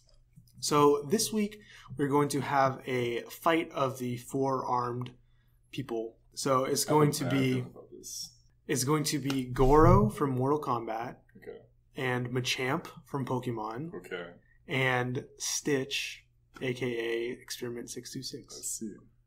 So Armando, you are the guest, so you get to pick first. All right, I was gonna say Goro until you said Stitch. Stitch just dominates. All right, not only is he probably as strong as Goro, but he's a lot tinier and he's a lot faster. He can get anywhere, everywhere, and be just as, he's like a Swiss Army knife, but just intense. And he's blue, and he's an alien, and he's smarter. Yeah, he can ride spaceships. He can fix spaceships, and I don't know. It's definitely Stitch. There's like no question. That's all I'm saying. Like Machamp doesn't even have a chance. Like he has to be told what to do. He's gonna stand there and just take the beating. And then Goro, he's kind of dumb. I don't know. I think the only word he knows is and yeah, he's done for. And then Stitch has Ohana. Wow, he took it just like we just like ran with Yeah, it. I know. Boom. Are you on rock, paper, scissors? I actually don't know anything about Goro. Oh, okay, fair enough. I'll do Goro. Okay. Technically, I went first last time. No, I did. Wait, I went first. What was I With supposed to Heisenberg? do? Well, usually we pick and then Yeah. we go, but it's fine. Wait, with Heisenberg? Mm-hmm. Did you? I guarantee you I did. Well, I don't Remember, because we did Kenzie and then Robin and then me and then you. Oh, yeah, you're right. Which is good because I haven't gone first in a while, so let me go first. I have Machamp, right? Machamp. Machamp. Okay, I was like, which one did I have? Okay. So, oh my gosh, this has been a while. So, I accept what you said, but Pokemon aren't stupid. Like, when they're faced with danger, they will react to it. So, just because in a battle between Pokemon, Machamp is being told what to do, doesn't mean he's just going to take it from Stitch. Oh, he's going to take it. He's not going to take it from Stitch. And also from that, Stitch cannot swim. So if Machamp can throw him into a pool, not even like the ocean, he can throw him into a pool, Stitch is going to sink and he's going to drown. Stitch is so heavy, Machamp wouldn't be able to pick That him is up. not true. Plenty of people pick up He's Stitch. so dense. Freaking, what's Lilo's sister's name? Nani. Nani has hit him with a branch before, and he like flew maybe a couple of feet. But So Nani is a lot stronger than Machamp. no, Machamp is, if Nani can do it, that means Machamp is able to do it as well. Better even. And then with Goro, I mean, this is a tough one because Goro is a pretty good one. But Pokemon don't die. So I feel like that. He would just faint. So he already has that because in Mortal Kombat, whenever you fight somebody, they die. Pretty much. Man, you're getting a really crappy one. I'm just joking. So. Am I allowed to argue back while he's talking? Usually we wait, but in this case, you could just kind of shout out because I feel like I'm changing the game. This has been a pretty unorthodox episode of the podcast, and I really like it. All right, not bad. I feel like just Goro, it would be a pretty equal match between him and Machamp, but I don't know, maybe because whenever like you're like locked hand to hands with them, and then they have like 4 arms, you can just kind of like maybe just like wiggle his hand out from one of them and just kind of slap him in the face to distract him. And that's another thing. Also, speaking of distraction, Stitch gets distracted really easily. I bet you he could probably like throw some fries in front of Stitch and just try and go and eat it. Probably. But where would he get the fries from? Where you get the fries from? Yeah. I'm just saying, as an example. If not fries, then he could just do anything else. Maybe like shine a light in Stitch's eyes. Where would he get the light from? His belt. Whose belt? Machamp's. Machamp? You might as well use that. So Goro is the prince of Outrealm, and he's basically like neither one of us. and he's basically this giant 4-armed brute. He has the ability to breathe fire. He can throw these like green orb thingies. He has blades on his wrists. They're not like Wolverine claws, or like, I guess Baraka would be a more apt example since it's Mortal Kombat. But they're like attachments, like bracelets, I guess, for extra damage. Like Brandon said, Stitch is too dense. He can't swim. So all you got to do is kick him into some water and he's done for. Where's he going to get the water from? Well, you just take the battle to a nearby ocean or lake or pond. So you automatically just pin this battle against Stitch. Just like... No. All right, look. They're all really strong, right? So they're going to punch each other really hard and they're going to fly. And then you jump after them. And then you punch them again. You punch them wherever you need to go. Eventually, you'll end up at the ocean. Stitch can carry like an 18-wheeler and get run over by one. That's all I'm saying. Okay. Either one of our characters can stop the 18-wheeler. I don't know if that's true. They have to use the 4 arms for something. Yeah.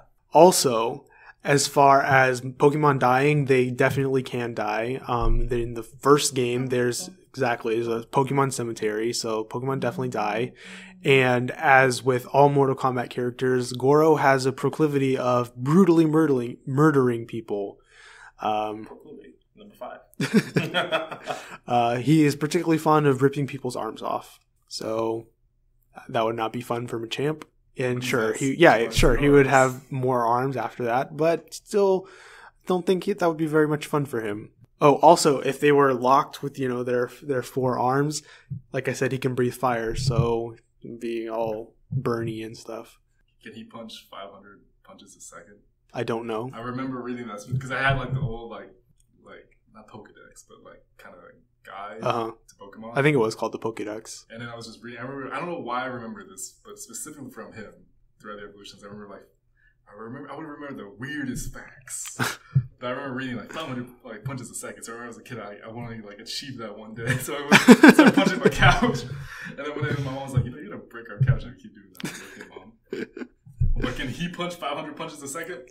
Or throw 500 punches a second? I don't know that he can, but I don't know that he can't. So that's just something to kind of think about. Well, you heard the arguments, but what really matters is what you thought. But we only know what you think if you let us know. So again, please send us an email to abcpodcast92@gmail.com. I think that was it, right? Oh, I forgot. Brandon gets to pick what movie we're going to be discussing next. I hope you have something picked out.